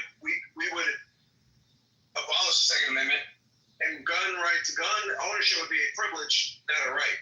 Certainly in the framework of the Second Amendment, there are a gazillion hurdles. Well, if you can get it passed, like, I'm not gonna, like, if there's a campaign waged to change the constitutional amendment and I'm on the losing side, I'm not gonna bitch about that. Like, I just don't. You fight a hard campaign for what you believe, and if it doesn't work out, it doesn't work out. So I wouldn't exactly be that way. More what I meant was, we either think all the constitutional rights matter, or we think none of the constitutional rights matter. The important part about rights is that they can be limited. The Heller test in 2008 said limited or fundamental but not unlimited. And the most recent, the Bruin test, rewrote the standard from the 1790s to like the 1920s or something. I say all of that to say that we can't brush the listed right to the side simply because we don't necessarily like it. The right exists. The right passage is what you hold on. The right passage is what you propose, which is a constitutional amendment. That's completely within line of the system, like how you're supposed to actually do that, right? Like there's an amendment process, and like I said, if we change the amendment in a perfect world and I'm on the losing side, I'm not going to complain about it. Fair is fair. How the amendment process works, and I don't disagree with you, Marshall. I'm a gun owner, but I'm very much anti-Second Amendment because I think that the floor is so low for gun ownership in this country, and too many idiots have guns, and they're making the responsible people look like they're endorsing the idiocy. And sometimes the responsible. There's a guy, Mr. Finley. Hold on, Marshall. Let Finley. I'm sorry. And sometimes the gun owners do endorse the idiocy because the fear is the slippery slope fear, and I think that that's where we get it wrong. This idea that if you do this, then they're going to do that and that. And certainly, and we've seen this with gun rights. Certainly, there's a point at which you can put the brakes on this imaginary slippery slope, and that is a big problem because again, even a lot of law enforcement folks will agree there are certain things that are quote unquote common sense that we can do that's pushed back against, and one of those things is like the handcuffing of the ATF to freaking get the guns out of the hands of the idiots. Like we handcuff them from doing that because we fear the government overreach, and I think that in and of itself is kind of. If I can jump in. Hold on, Mr. Clark. I'm going to let Marshall go because he wanted to respond to that, and then I'm just going to interject for one sentence, and then I'm going to hand it right to you. Yes, sir. Say something. All right, so we'll do this. I want you guys to think on this. I am not saying that there is a gun problem. I'm not saying XG may have a. Where did he go? Oh, he's still there. I'm not saying he may have some sense to his argument. I'm saying listen to his argument.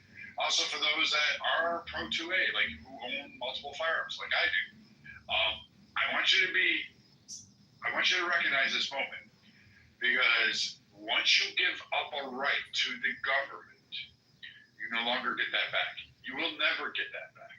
It's like asking the government to start a program and thinking they will end. So be cautious. Gun owner myself. When I think about turning gun rights into like gun ownership into a privilege, you now have an exclusionary. And with that exclusionary, who gets to decide who gets to own guns and who doesn't? Why, what, where? Because even when we talk about gun laws, and both me and my husband have been sitting up here in a vehicle talking about it, I remember most of the gun laws that even exist today, realistically, were in play to limit Black people. I encourage everybody here to go watch the documentary on the Black Panthers. Or read Negroes with Guns. Heavily after slavery, Black people were like, hey, we have the right to take up arms. We have the right to exercise the Second Amendment. And we did so heavily with guns and different things like that to defend our towns.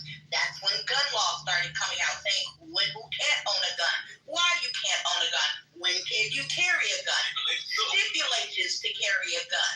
Even when we go back to the Black Panther era, right, group of Black people carrying guns,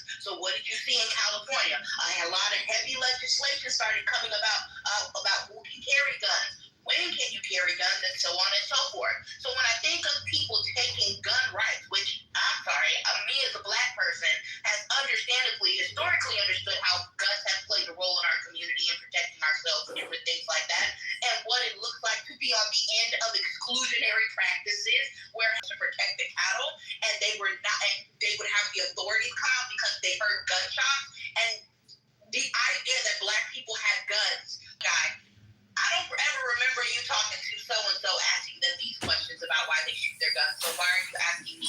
I told you I'm shooting coyotes. What's the next issue? So when it comes, I'm going to reinstate this. When it comes to exclusionary practices, that's a very tricky road, especially here in the United States, and how they disproportionately disenfranchise certain groups of people. And even to what like Brad was saying, I mean, like, you know, once you give that right away, that like it's never gonna come back. Like once you allow the government to do something, they don't go backwards. Like look at everything the government has done. Have they ever truly reversed alcohol that they made? Look at the building of the presidency. Alcohol. The president has become ever more Let it 50 years. Yeah, let Mr. Park finish and I'll respond to the alcohol comment. And shit like that. Like even to I think it was Billy talking about the ATF, about like people handcuffed in the ATF. Stop it. I'm like, the ATF is fucking like the ATF be on bullshit. They making up rules because they feel like it are not laws, making people felons because they just woke up on the wrong side of bed today. Like like people, that's why people don't like the ATF. If they was actually doing what their fucking job was, nobody would have an issue. But they come up with bullshit rulings out of no law and just go fucking with people. New rules that nobody nobody voted for it. Like come on now. Like and then too, even when it comes to the Second Amendment, So Finley, you brought up to Mr. Park's point of the prohibition era. You should. One of the key things, I hear this a lot when we have these discussions. Look up what the rules and regulations were for alcohol and distribution in the breweries and the number of breweries and all that stuff, and how their taxation was actually what was probably the most beneficial to our economy. Then prohibition happened. Then they lost substantial income, like massively crime went up and all this stuff. Then they said, hey, you lost significant, we're going bankrupt, and people are still fucking drinking anyway. Now all of a sudden they bring back prohibition, but they regulate the hell out of it, and they do a lot of different things. Like you should actually go see what goes on in terms of the Alcohol Authority and what they allow, who oversees it, the Bureau of Alcohol, Tobacco, and Firearms. You know, that three-letter agency, the ATF that makes up rules. See what they do for alcohol and the tobacco. Same thing occurred in tobacco. You know you can't grow a tobacco plant in your backyard thanks to our federal government. It took away your right to do so. Only 3 states allow you to grow, I think it's 4 plants in your backyard for personal consumption. When before, you could actually just grow tobacco in your backyard. You technically can't anymore. You cannot have your own still in your house, and that you pay the associated stamp or tax or tariff in order to produce them. So these things, like, yes, what I'm saying is once you give up that right and you say the government come in and fix it, I'm not with XG on this one. I understand it, but I have a hard time blaming the tool. I have more of an issue with the person, and I don't think just ending and banning guns is going to be a solution that works. I don't see it, because we're watching other struggles occur, and what we'll go down to is we're now talking about knives, and those are going to get banned, and then we'll ban those like they're doing in Europe and Scotland, and we'll see that progression going. So again, I understand that, and again, I'm not against regulation. I'm the last person to talk about regulation because I'm not definitely for regulation. I work in the most regulated industry in the world, but so I'm not against regulation. I think we're pretty safe. I'm against idiots owning guns, and that's not dealing with the idiots. That's my problem. But the problem is, because of such lax regulations, and the fact that even though like town A, and again, let's use Chicago example. Chicago has very strict gun rules, right? Very strict. But 15 minutes across the border in Hammond, Indiana, person-to-person gun sales are totally legal without a background check. So if I were a bad actor, I need to legally go across and not deal with Chicago stuff. We'll go across the border. Or I go 90 minutes north to friggin' Wisconsin, same thing, very lax rules. That's another problem that we have. So show me the law that says I can't go in Indiana and buy a gun. Person-to-person sale. So you can't. Okay, but that's my point. That's my greater point. I'm not against regulation.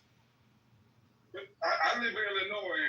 Even if I wanted to go buy a gun from a gun store in Indiana, I can't even pick the gun up in Indiana. They have to ship it over the border to a local gun store where I pick it up at. No, I said no. She's a person to person, not licensed dealer, person to person. People do it illegally, but it's not illegal. I mean, it I'm saying is a problem. Let me finish. The last time I bought person to person. It definitely is a. What you're describing is exactly what I had to do. I bought person to person. Thank you. Please Joe, continue. can you let Kima finish? I think his audio was a little bit fuzzy and you talked over him. Hey, Kima, can you go ahead and finish? Only if you guys hear me, brother. Come out. Yes, we can hear you now. Thank you. Okay. Now, it's definitely a problem with guns coming from Indiana, but it's not people from Chicago going to buy the guns legally. If people in Indiana buying the guns, because all you need is a driver license to buy a gun in Indiana, then they are bringing the guns to Chicago, selling the gun. The way you describe it, it's not illegal to just go buy a gun and bring it to Illinois. Like someone said, that's a federal crime. But not saying you can't do it because what's odds of you getting caught. But that's not the normal way it's happening. And like I said, it's definitely not illegal. Now, can I say something to the point about the government? So I know, like, of course, there's a gun conversation that always comes up. Like, I don't really understand what the point is there. Like, what can you do against the government right now? Like, the government can still, I mean, from my perspective, I guess a more left perspective, I think the government violates people all the time, right? Police, like, they can pull you over, practically do anything to you, and what can you do back? Like, as it stands now, like, you're already living in a country where the government can do whatever they want to. So I don't understand what back on that. Like, is there going to be some, like, ultimate day of a showdown where now you're going to have to use your gun to protect yourself against the government or something? Like, I don't understand what the pushback is on that. Like, it's just a matter of just, like, having a more sane and safe society and doing it in a way where, yes, you get to keep your guns and also keep it out of the hands of people that shouldn't have it. Like, I don't think it's a right for people who intend to kill people unjustly to have guns. Like, certain people should not have guns. Like, that's not how it has to be. Like, it can't be like, well, it's a human right, so everybody should have it. As foregone conclusion. So Cedric, I'm gonna give you I encourage you to look this up, and it's no source. Like I said, I'll welcome all sides, and I have my side, and I could be wrong. However, I'm gonna have you look up the Battle of Athens, not the one in Greece. I'm talking about the Athens, Tennessee, where a group of civilians, particularly veterans, were pissed off about the oppression of civil rights, the oppression of voters and Democrats holding a demagoguery, and those civilians waged war in the town. They went and shot to the point where the governor was like sending out the National Guard, going, "What's going on here?" And these veterans pushed back. The multiple, and not just veterans, but the civilian population, because they were armed, pushed back and drove away these crooked politicians that were doing a lot of BS. It's a really fascinating tale in the U.S. And there's many other stories that are kind of similar to this. The bonus pay revolution is another one for World War I vets. You should look at that one. That's another time when Americans have taken arms and kind of pushed back against the government and sought to seek refuge, and actually have won in some of these cases. So it's not just like, they couldn't defy it. They did. But furthermore, people often leave this up because they're urban or suburban centric on their view. Yes, the majority of people live in very close-knit urban populations, and I agree with you. This is probably a source of problems. However, people forget that giant landmass that is the United States, and they forget that there's not only two-legged predators, but oftentimes there's not help out in the rural areas. Like, help is not coming within 5 minutes. It's a half hour to an hour. You're on your own, and you have to defend yourself against four-legged critters, as well as the two-legged kind that come out there and say, "Hey, we're gonna mess around here because guess what? I can do this and know that I can get away before the police even come to the area to start their investigation." With all due respect, then how does Australia survive that?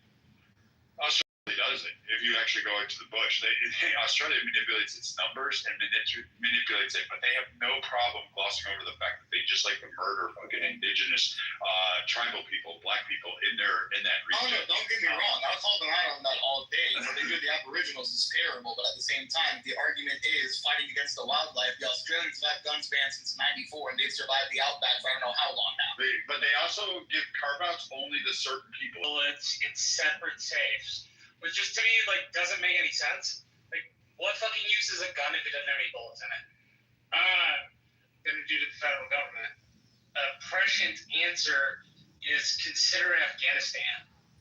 Those people were largely supplied with EDs, and I managed to hold off one of the largest military invasions in its history for about 20 years. Right? Like, it's not that you can't do it. A lot of people will probably die if that ever came to it. But it is possible. Also, Marshall, granted the terrain, you can correct me if I'm incorrect on this, but the terrain is definitely a factor there, Marshall. It's not just affecting the One of the biggest factors. Same thing the terrain. Same thing in Vietnam. It was a terrain. And if I'm going to go walking around my land, I take a pistol or a rifle. I take a pistol and a rifle. A pistol in case I run into rattlesnakes, and a rifle in case I run into packs of hogs. Like, they're invasive species in Texas, and they really are little destructive critters. And so that's like a common thing. I also, at least for my money, I think suburbs and rural areas view guns a little differently. I'm going to use Dallas as an example. Dallas is full of a bunch of hoity-toity people, but people my grandmother called dime store cowboys. The folks who get the gun and got to put it on their hip, and it's an appendage, and it's so cool, look at me, versus rural areas, like where Brad's from and where I'm from, where if I'm looking in my safe and I need to go kill a nil guy and the hog, I need two different weapons for that. A nil guy needs 308, and they're invasive species here too. And to take a hog, I need a 223. And they're viewed more as tools, like a shovel or a rake. I realize that's not exactly like a one-to-one comparison, but that's, at least where I live in Texas, that's the thing I've noticed is one of the biggest differences between gun owners in big cities and gun owners that live in rural areas. Right, it's primarily one views it as an appendage, and the other views it as a shovel or a pick. I know you spoke to my point, and this kind of gets to the hard part, because don't get me wrong, I agree with y'all when we say certain people shouldn't have guns, right? Certain people, or the crazies, or the idiots, right? Or the Jim Bob who sits there and chews cud and cuts and spits, and he talks with a real deep Southern Creole accent, and I know he can't read. Does he lose his access to guns? On the other hand, is he now an idiot and has the right to not carry his gun, even though he's living out in the woods where the boars, bears, and possums and stuff are? This once again goes back to who is determining who's the idiot, who's crazy, that gets to determine what those people are, what they look like, how they speak, and how they look. And I have yet to get an answer. I got an answer. So, if you have regulations, right? Really, dog, in rural America, and we had a rifle, right? The critters, right? That we really used. So you could classify certain weapons for certain usage, right? So, for example, I am pro people owning guns to protect their houses. I am pro that because, again, lived in the middle of nowhere, well, not really the middle of nowhere, but you get what I'm saying, right? Rifles are a thing, right? Especially being in the rural South when racism was a thing and white people were really crazy, and they, you know what I'm saying, they would never give up. You needed a rifle to defend yourself off them crazy bastards, right? The racism, right? And so I'm for that, right? But as a law enforcement professional, I do not like handguns in urban areas. I don't care who's carrying them. I hated them. Hated. Because at any given moment, all I needed was one idiot, right? Thank God it never happened. That's all I needed. And that's all I thought about when my city regulation saying that, for this situation, that. And you can do licensing, right? Renewals, like, this is what regulation looks like, right? As a pilot, not all pilots can fly my plane. You can have a certain type of licensure to fly my plane, right? But any private pilot can fly a single engine double jumper, right? It's all regulation. It's kind of bad word, but it's not one. Yeah, can I ask you? So, I think we already have identified which people have been raised fighting any kind of regulation, even if you ask this question before. This to the side, I feel like it's a bit of an empty question. It seems legitimate, but it's like It's paid out. that we don't have any kind of regulation for anything because, well, somebody will be deciding and they have a bias, so, whatever it is, pertaining to this conversation, I don't really see where the bias would be, if that, especially if you're worried about the racial bias, as far as I think that can always play into everything, because I think racist people, racist bias into everything, right, that their lives are, involved in it. So if you have a racist person involved in the decision making, then they might inject something into that. But if we focus on the type of profile that we're discussing in this conversation, like someone that glorifies violence, thinks that's chaotic violence is a good thing. Anyone that's showing any signs of that online and expressing those kind of things, maybe we'll try to have other processes added to it where they take a deeper look into the individual, or someone like that, and they start taking actions towards obtaining weapons, and they seem completely serious about this way of thinking that using these type of weapons to kill people is a good thing, or it's something that is like some kind of amusement or something. I think it's fine. It might not sound totally solid, but every single one of these people that do end up killing those people with guns do tend to express some of these or show some of these signs of expressing these kind of ideas. So I think that should be like at least one way of targeting the kinds of people that should have. So you're saying that we need to go out and hire a completely new force that goes through the social media of every single American, flags them, puts them on the list. Are they going to put them where they get a notification? You hear this post about pretending you're president to sit this person violently defending their home, but you were very much advocating for the violence against the person again. So therefore, we're going to put you on a list and ban it from purchasing a gun. So you're totally twisting what we like this. Yeah, twisting it. Defending the home would not be crazy. I'm talking about, as he said, on social media. So there's some plenty of videos where I've seen men and folks living on social media, and I say, couldn't be me out there motherfucker what? But I did not interrupt you. If I said online and I said could not be me because if somebody ran up on me in the middle of the night, I would blow themselves full of holes and I'll be able to shove a sprinkler if they have and even the water my front lawn. Does that mean that I still use the right to carry my gun? Because I express only amounts of violence. I'm not going to be afraid to say it. I was disappointed on the have to say it every day. We're making an argument that bitches click when they put their hands on me, click, express violence and it's afterwards. No, that is so fucked. What you just saying, someone just speaking to you and then you're just gonna kick the shit out of them. That is kind of crazy. I don't think that that's something that you actually say, and that you would actually do something like that. Nothing out there.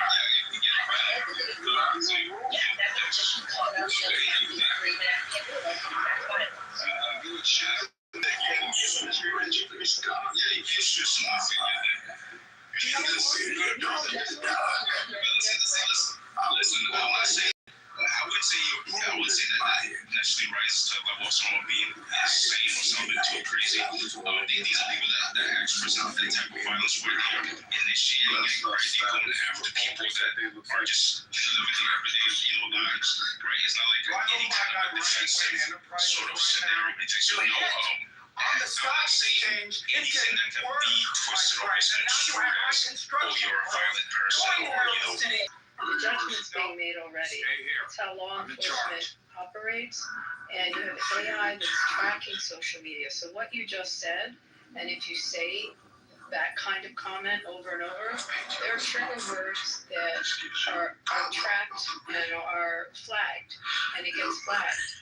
And yeah, that's your future, and that's the future that's happening, and what law enforcement is using to try to catch terrorist threats or to try to catch where hate cells and problems permeate. And more they're relying on AI for things like chat rooms and social media. If you're posting something like that or you say something that's highly aggressive, it will get flagged. I mean, whether you like it or not, that's the future of how they are intelligence gathering.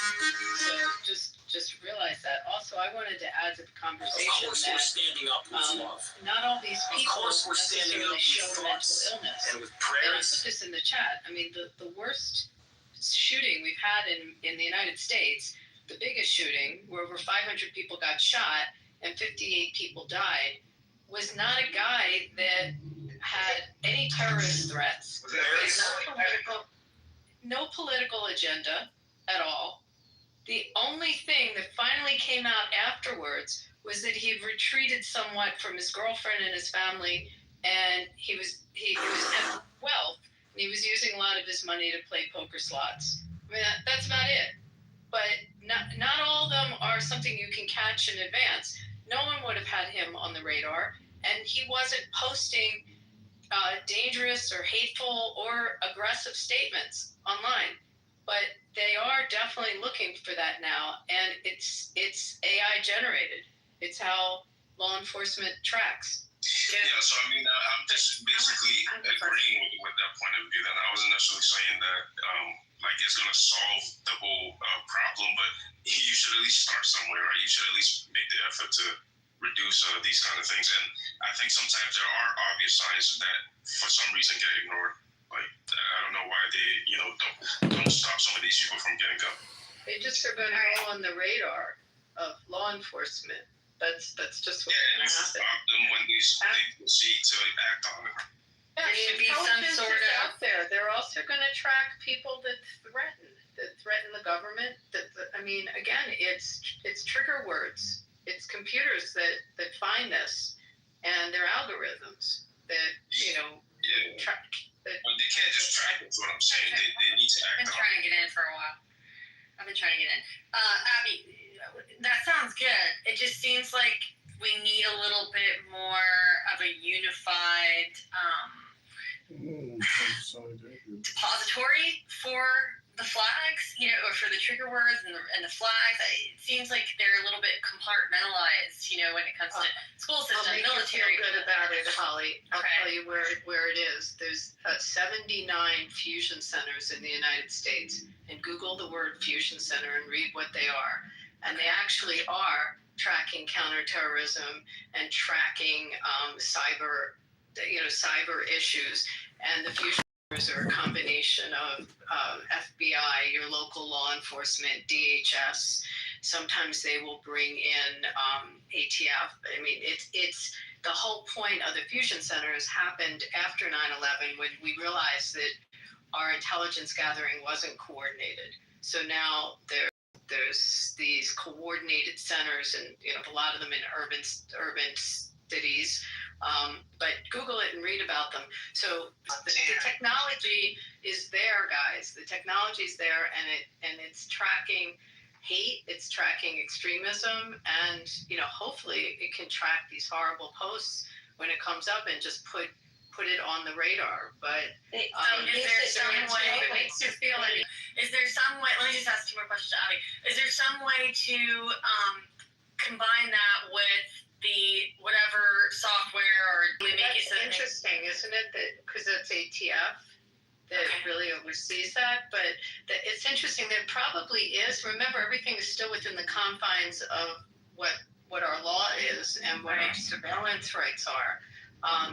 And there's issues as to whether stuff gets, collected outside of the government and then forwarded on as tips to the government. I mean, there's some of that happening as well. But the technology is definitely there to do it. And that's a question you might have with, your member of Congress or someone. State senators, yeah. Exactly. Okay, and then the last question I have for the room, does anyone know, maybe it's not out there yet, but do we know how many minutes he was shooting for before he shot himself? I don't know. I'll look it up right now for you. Okay, I couldn't find it. Because the reason I ask is I'm always curious when these things happen, like at what point, because I know I saw somewhere where some parents, some fathers supposedly were there and that they blocked his access to get in. And I was a little confused about that, but I'm just wondering, was anyone at this school or at the church grounds carrying? Because my kids go to a small Christian private school, and there are individuals who work on site who always carry or have access quickly to guns, but nobody had a gun. Nobody was able to intervene with a gun. That's the part I'm curious. Well, it's a couple of things. Number one, it's been so long since I've been in church, a Catholic church, where this would have happened. Something tells me they might not even have anybody that's carrying. I could be wrong. They wouldn't allow it. Yeah, a Catholic church, I just wouldn't picture them allowing it. But then, too, he was firing from the outside from, it's my understanding, a narrow opening. And I think it was so narrow that he couldn't even necessarily see who he was hitting. I guess that would. I was just going to say, so there was reports this morning that he tried to go through the front door, but he was stopped by some adults, and that's the reason why he then walked on the sidewalk in the windows that you're speaking of, Pete. There's those 4 single windows with really narrow openings. Those are the 4 that he went through. But yeah, that's what the reports were saying. He was stopped by the front door. To answer you, we put plate glass. We plate the synagogues now. I mean, that's one of the things we've done nationally is we've plated our windows and our glass. I mean, we've retrofit our facilities exactly for this. So, and it's very different. And I think you're going to see the Archdiocese make some significant changing exactly the protocol when people go into church. But for us, we have I can't go into synagogue without metal detectors, and there's definitely people that are there to protect. The significant amount of guards, and then private, plainclothes. But you're going to see that with more places of worship than you're used to seeing now. And I was just gonna say, even if somebody was Hey! I don't know what if it was made out of brick or what, but it didn't sound like you'd really, especially with the handgun, you'd have an opportunity to hit him from inside the church. It was just a really shitty situation overall. Maybe someone can help me that is in gun speak. Last time I held a gun, I cried. Sorry, I just did. But they said there were more than 100 shell casings found. So what does that mean? Is that a lot or little? 103 mags. That's just over 3 magazines. Yeah, he fired 3 magazines if it was an AR. He may have got 3.5, maybe if it was over 100. It just depends on the number of the casings, and it depends on the number of weapons he had with him. So that's all that means. He had 3 weapons. It says there was a rifle, and then there was a shotgun, 3 shotgun rounds, and then he also had a handgun, but a bullet got trapped and it jammed in the chamber. So he stovepiped his handgun, which is a blessing because you can see that wasn't proficient ability to clear that. That's it. What looked like, he's holding it up as it had the writing on it. It looked like a 60-round magazine. Then he did 2 mags. Yeah, I'm Holly. not trying to act cavalier about it. I'm very practical on it. Holly, I'm scouring and I'm not. Or another round to be ratcheted in or slid into holding from the magazine on the pistol. So you just have like a shell casing that's jammed in there, and you have to sweep it back, and you have to pull it back, clear it, and sweep back with your hand. And then you'll slide it a couple times, and it's just following with the ejector. It happens with shitty ammo a lot of the times.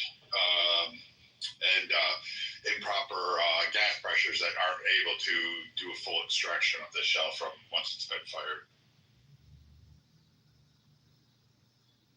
As far as 30 rounds, I mean, I could do that easily under a minute, well under a minute. If he just has like a mil-spec trigger, like a standard trigger, like you'd use in the military, I mean, that could have made quickly, like. So you think it could have been minutes? No, I would guess it didn't even last 2 minutes. I mean, wow. You can fire rounds off really quickly. If you have some triggers they have a much lighter pull. I'm just guessing he had just like a mil-spec, like a standard trigger, which, yeah, you can easily do that between a minute or two. Not that it matters, right? Because the whole point is to inflict as much damage as you can in a small amount of time. And then when you can no longer, for whatever reason, people are going to lose their lives quickly and horribly. So, it is what it is. But Abby, I was going to say that Palantir, part of their project, is to they're going to aggregate data from every platform, whether it be social media or just any online web that can be traced to your IP, that can be traced back to you. And so their algorithms are going to do more than just look for keywords. They're also going to look for like patterns. Where have you said it? What type of social media do you use? Right? Where are you making these things? Are you in a room that has? Because we know that there are whole quote unquote online communities that hype each other up to do these mass shootings. The black kid who shot up his school, I think it was earlier this year or late last year, the one who called himself a Nazi, he was a part of a online chat group and, very much encouraged. What was that, Pennsylvania? What's his name? Pete or whoever. He's going to come back, and we've got a couple other people that are going to go. It's called Telegram. I didn't know about this, but we're going to hold an expose on that and a deep dive in it. So I don't want to go too much back down this because we spent like a good hour having this guy explain the high level, and we're going to get more intricate as we go. I can tell you, as somebody who's spoken with these people years ago, we'll save it for the other group. Yeah, I definitely, and if I can find one that is part of that group and bring them on, I definitely want to hear them. I want to interview them. I'm not afraid of them. Like, I would love to do a lot more to them. I promise I'll hug more. I'm curious as to why this only in January 13th of 2025 was given the designation of a terrorist group. And that we actually know who these people are and where they're hiding in 3 separate countries, where these leaders are, and we haven't done anything to extradite them. And both administrations, Biden and Trump, have recognized the fact that this group is very much a problem. So we're going to deep dive, King. Don't worry. Tune in, follow the room, people, and we're definitely going to have this expose. We'll be advertising it once I get some more notes together. Hey, KK does her spirit finger thing. We're going to get this going. So there was another mass shooting, 1 dead, looks like 6 shot, the day before this in Minneapolis. It was in broad daylight. Jeez, just the day before. But the ballistics is not the same. Jeez, just the day before. But the ballistics is not the same person, right? No. I'm reading right now about the story. Police arrived at the scene. They found a man dead. Yeah, in Minnesota, I want to just add something. Minneapolis and St. Paul, it used to be beautiful. It was the St. Paul Winter Carnival was great. The Jazz and Blues Festival, one of the best I've ever been to. That's a shit show now. As somebody from Minnesota, I tell you, unless you're going up the Boundary Waters, Grand Marais, it's beautiful there. Split Rock, Goose Falls, Two Harbors. Bemidji, even then I'd be careful around Bemidji. There's no reason to go to Minnesota. I mean, and it's a shame because it is literally so beautiful. You could go see Walnut Grove. Go ahead and go enjoy it. You'll be shocked at the culture that's there, which is all Hmong, like literally mountain people who came down from Asia. The whole town is nothing but Hmong, and they celebrate Laura Ingalls as if she was like the founding saint of the Wild West and America itself. They put on pageants, they restore homes, they have artwork, and the food is fantastic, and they do a whole lot. But the whole town is fun. It's fascinating. You can go see Plum Creek. It's literally all in Minnesota. It's beautiful. The Mars Factory Span Museum. It's all great.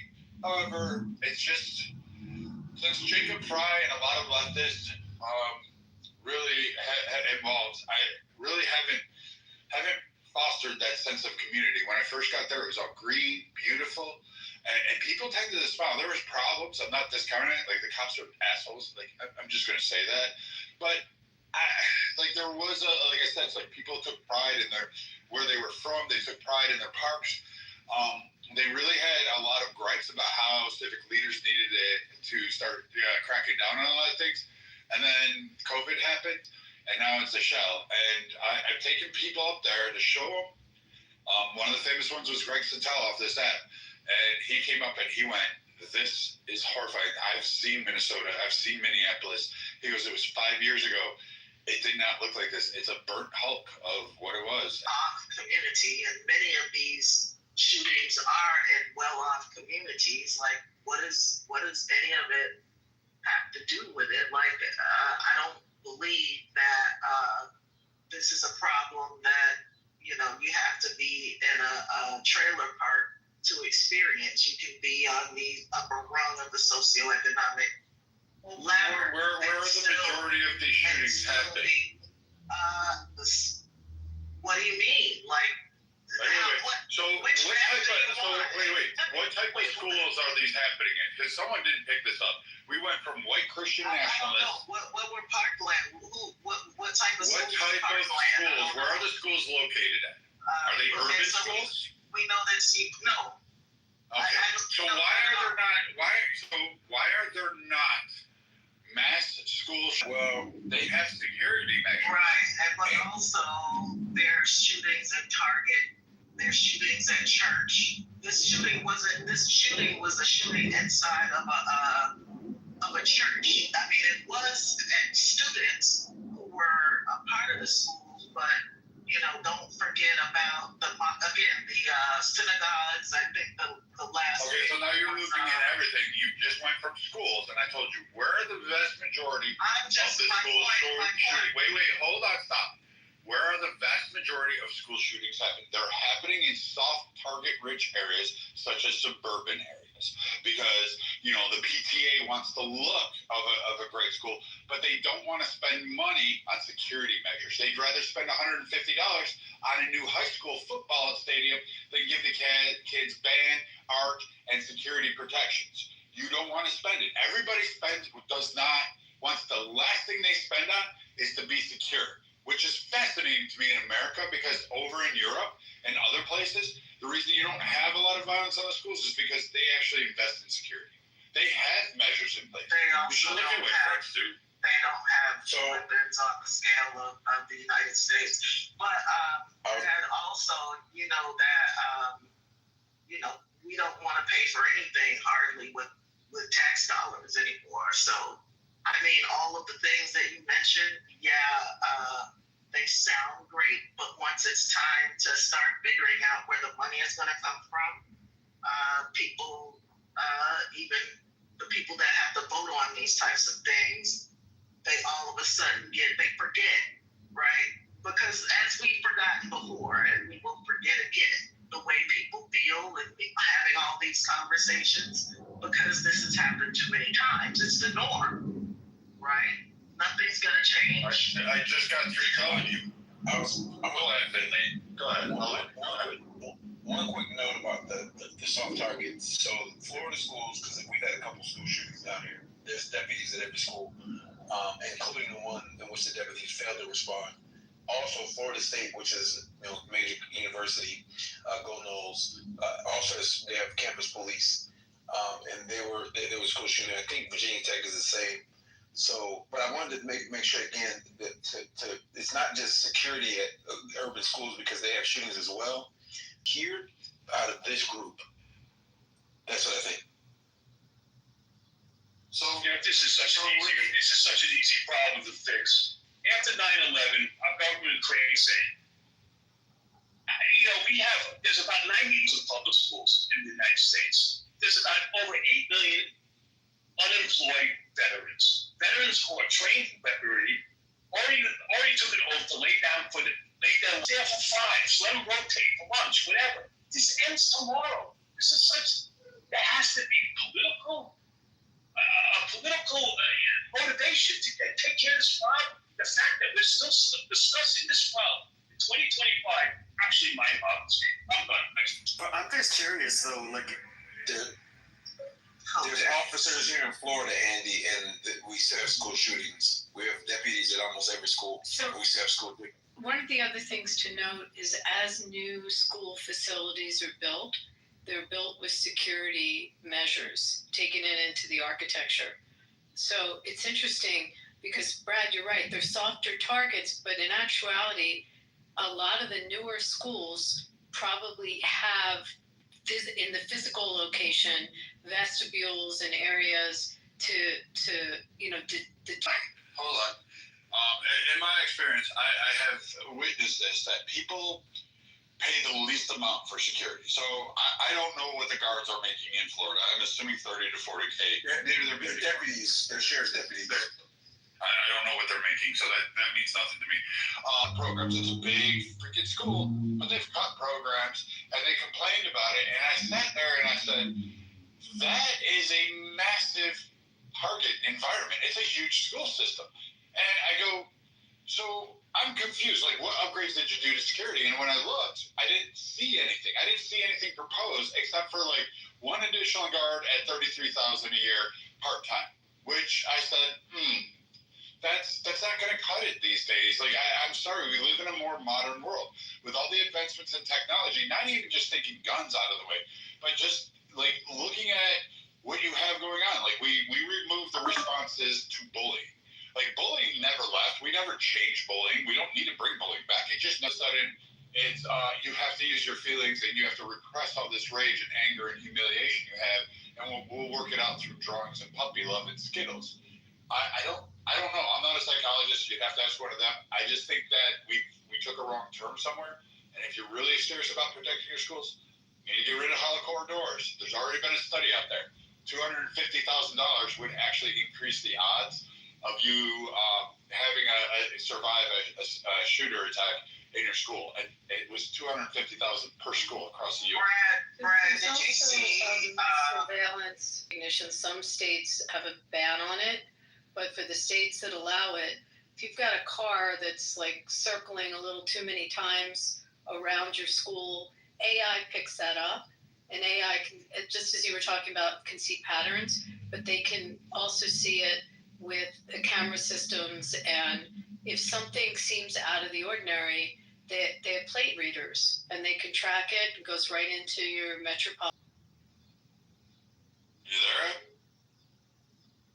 You're in the Matrix, Abby. In the camera.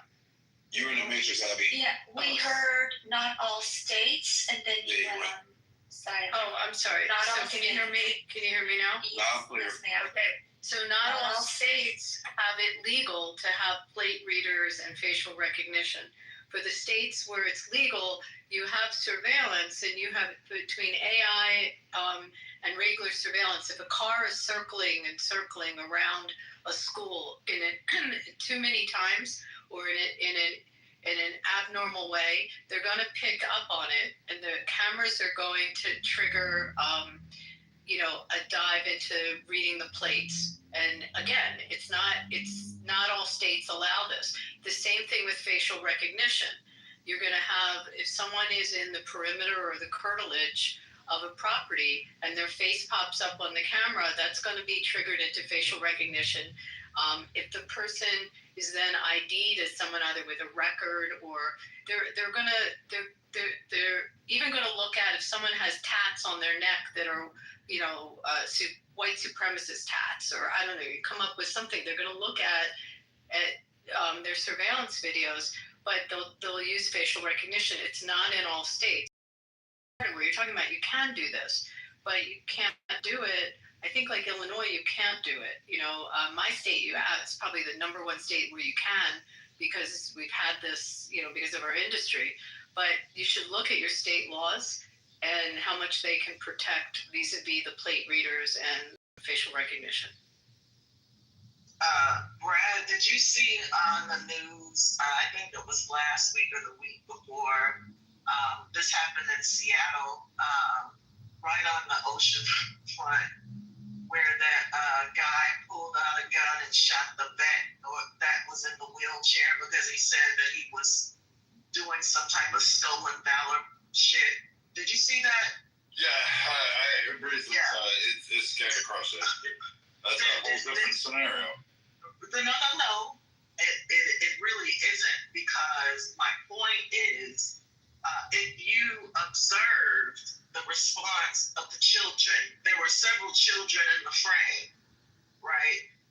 If you observe the response of the children knew exactly what to do, right? To get the hell out of the way.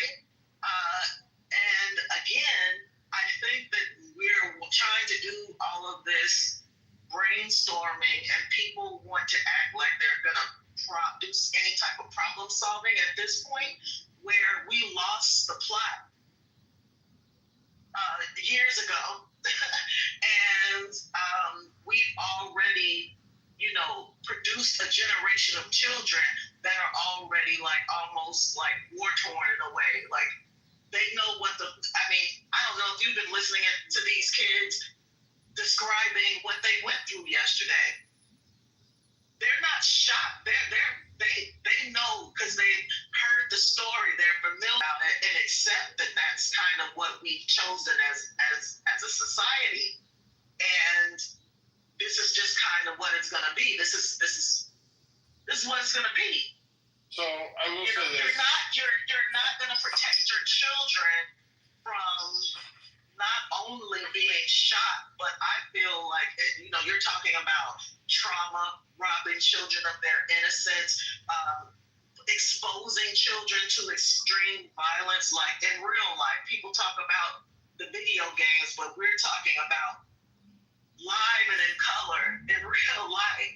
And we can't act like this is not the norm, and that we didn't choose this. So I come from a generation that was doing duck and cover drills for nuclear war with our desk. Apparently the desk from the 80s and the early 90s was sufficient enough to withstand nuclear blast. I think we should bring those back, because if they could handle nuclear bombs, what the hell, man? We just use those. I also had the fear. I was a latchkey kid. I was literally a predator's wet dream. Like, if there was a non-paneled white van with no windows on the back, I was probably the target they were looking for, because I walked around with a house key around my neck on a string. Not even a chain. We were so broke we could only afford string. And God help you if you lost that fucking thing. So yes, I grew up in a generation that was scared, and we had to immediately walk home. We didn't have cell phones. No one gave a shit. The only time your parents knew who they had kids was when the news came on and it said to invade. We had movies. We had media. We had news coverage that was inundating us with, we're all going to be, what was that movie, Red Dawn or something? Patrick Swayze, a whole bunch of kids fending off the entire Russian army. Like, we were all going to be that. We were like, yep, I'm going to have my ear pierced, a handkerchief on my thing. I'm going to look like the boss with a cat folded in my back pocket, and I'm going to kill a whole lot of roosties. That was literally how we grew up. So I get the point. Yes, I don't want kids to be traumatized, but kids are traumatized every generation. Brad, we trained, so I hate to put it with the summer camps, because the summer camps were so at risk. So we have to put in, and those are exposed. If you ever went to camp where they're located, they're usually remote. They're on lakes with access, public access. And we have to train the children if there's a bomb scare. However, what Brad is saying, when I was a kid, we went under our desk for fear of the Soviets. The radiation signs? Yeah. Radiation of your fallout zone shelter. Down there with some janitor in a green button-down shirt and green pants, and he was like, "Come in here, kids. I'll protect you." And we're all like, Kruger's nightmare. Like, that's how I grew up. So I get the trauma on the kids. I understand it. And I wish I could have said, hey, it's going to get better. But there's going to be a new trauma.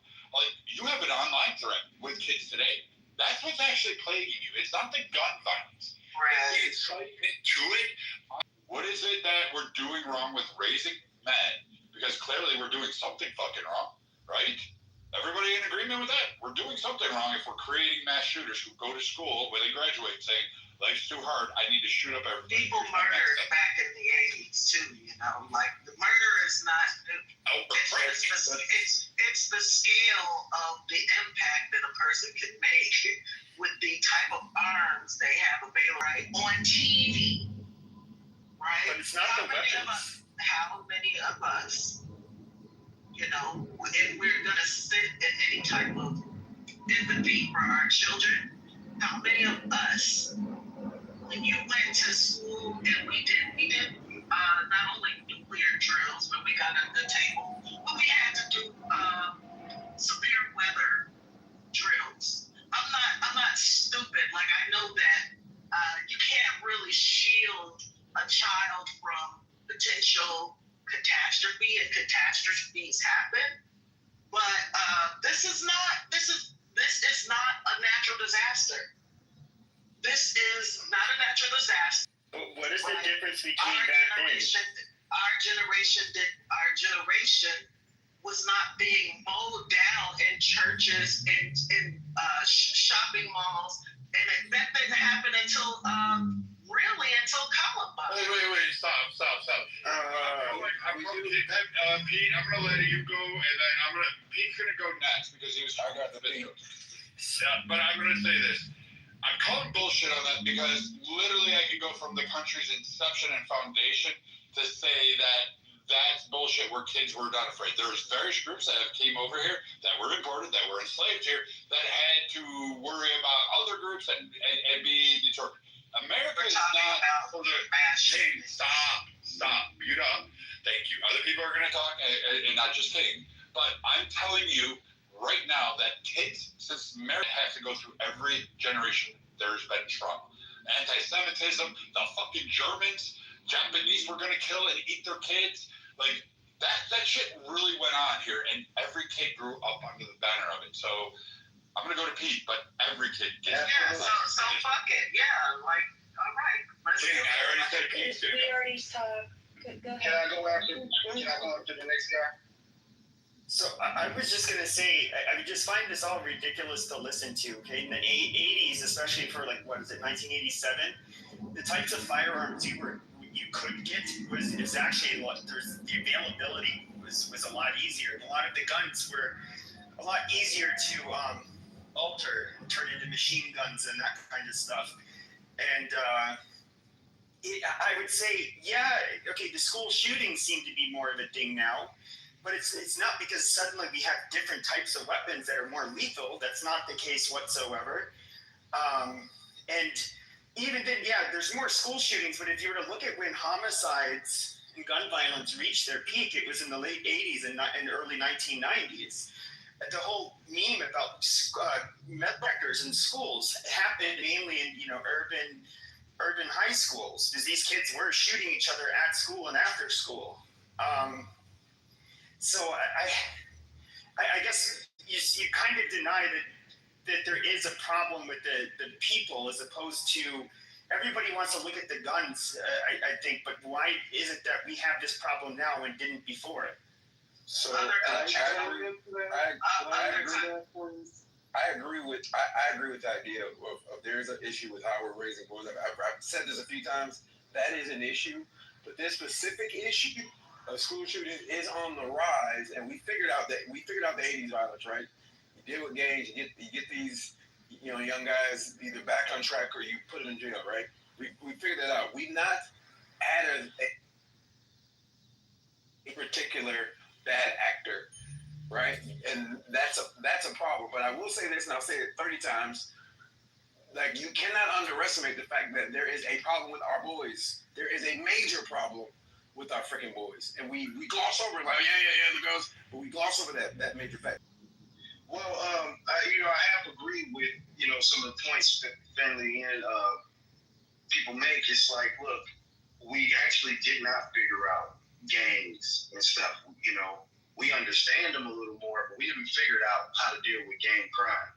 The same kind of crime that we're dealing with in our cities, our inner cities right now, with young men with nothing to do, running around stealing and killing. That's the truth. It's our sons. It's y'all people's sons up the streets. It's everybody's fucking sons out here doing this stuff. And the difference between now and then is actually some neighborhoods were actually safe in the early 80s. If it's not a block we can play on, like we can't hit licks over there. That's but now it's no holds barred. Like whatever the impulse is at the moment, that's what's going to happen on the streets. And the people who are unarmed and unprotected from them are the same people who are unarmed and unprotected when somebody does a specific type of crime in which we freak out about, called mass shootings. Now, what we fail to understand or we keep ignoring is the statistics that we have for the amount of mass shootings in America are all grouped in a bunch with the ones we deal with more often, and that's, young black male shooting up like 3 or 4 people, pulling up on their ops, as they say, might hit 3 or 4 people, half of the targets were innocent, had nothing to do with their squabble. So that's the mass shootings we usually deal with, and those are the numbers that are being clumped in for somebody to be able to make a national statement saying that mass shootings are on the rise in America. It's like, no, the same kind of shootings have been going on, and we've never figured out how to deal with that.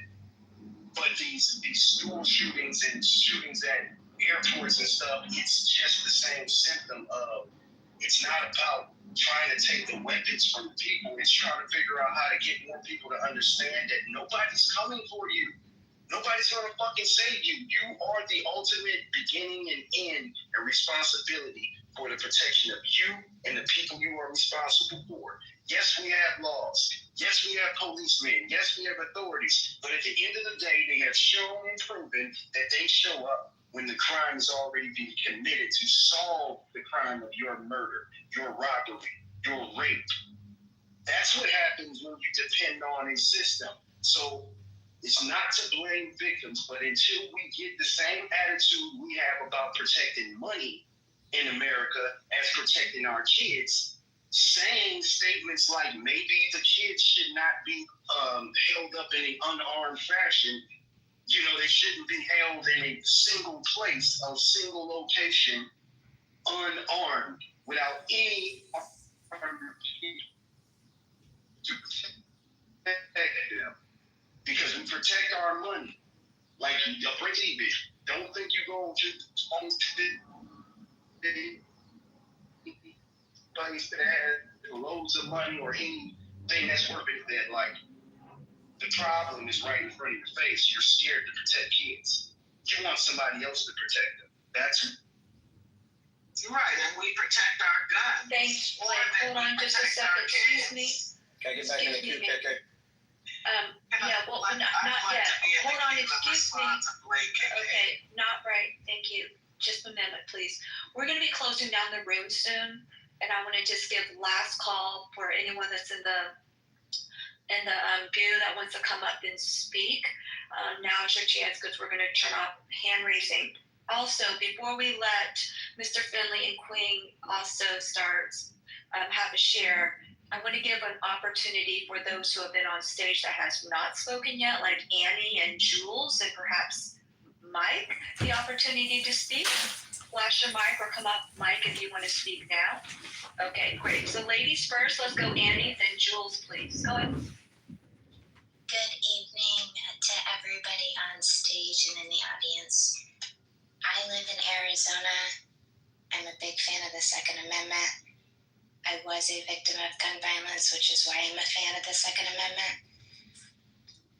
All of my husband and I's children have gone through a school district which was recently, within the last 5 years, implemented armed security. So in addition to having a school resource officer provided by the city, which is grant funded, they work at each school. They work in conjunction with armed security that is taxpayer funded, that is spearheaded by the only way we're going to protect our kids. Love y'all. Thank you, Annie. Thank you. I have a history in the military community, and even some of my friends that are retired or out, they have done that. They did that a couple of times all across the country. As they kind of just set up a presence known, just to be like it just kind of a force of presence that might deter any future issues. Go ahead, Mr. Hey, thank you. Thank you. I agree with everybody what you're saying, but I think the root problem, the FBI said today that the Minnesota school shooter was a person with a hate agenda. You can't say no, of course. Duh, he has a hate agenda. But you have to look at what this country is doing. We're bringing in people that have an American hate agenda. Whether they came in through the borders, they have no respect, they hate America. Whether we're bringing in college students from other countries that hate America, spit on America. College professors are coming in from other countries that can't stand America. Jules, are you talking about immigration right now? Because we're talking about the school shooting in Minnesota. Yes, but okay. I'm talking sure. about this person had a hate agenda, is what the FBI said. We have a country full of hate agendas. We elect members of Congress with a hate agenda. George Soros wants these things to happen in America. He hates America. So this child or this transsexual, whatever, got the agenda of hate because it's drilled into him, just like it's drilled into the other haters I mentioned for America. And that's why it's happening. You have to respect America. You can't hate America. If you want to live in America, you can't just hate America. And with guns, everybody's blaming the guns, of course, for getting guns. But we got to get the hate that's being taught all around the world about America. And just look at, I don't want to bring the Middle East into it, but I'm going to. When you have countries that teach their children hate from within their schools, within their whole lives, they're going to have hate in their heart, and they're going to show that hate in their heart one day. And that's why I think it started. Thank you. Thank you. Mike, you're on stage, hasn't spoken yet. Would you like to come off mic and offer a share? Mic 1, mic 2, mic 3, mic 4. Okay, go ahead, Mr. Finley. Mr. Finley's on the phone. Go ahead.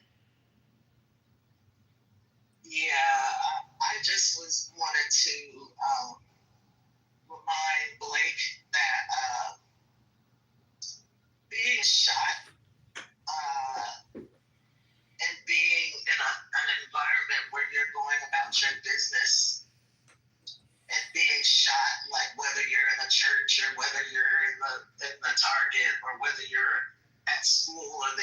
University, like, it doesn't matter whether you're talking about people on the street that are shooting, like on the street.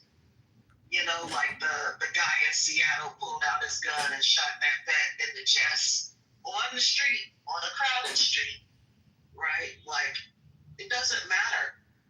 So that's why it's all grouped together. Mass shooting is mass shooting. It doesn't matter acceptable or no. I don't know. No, not at all. So that's why. I mean, the answer, in my opinion, in my opinion, the answer, the remedy for all of the above would be the same, right? But that's never gonna happen. And so, you know, I'm at Brad's point. You know, it's like, fuck it. Every generation has to, you know, some of us have to duck. You know, we never know when, you know, you'll be a part of that generation that, you know, really has to duck when you go to lunch. Which I did, and I'm grateful for that. You know, I didn't have to duck. Because, you know, there was violence, but I was able to take a lot for granted, and I'm very grateful for that. But, you know, hey, say la vie. All right.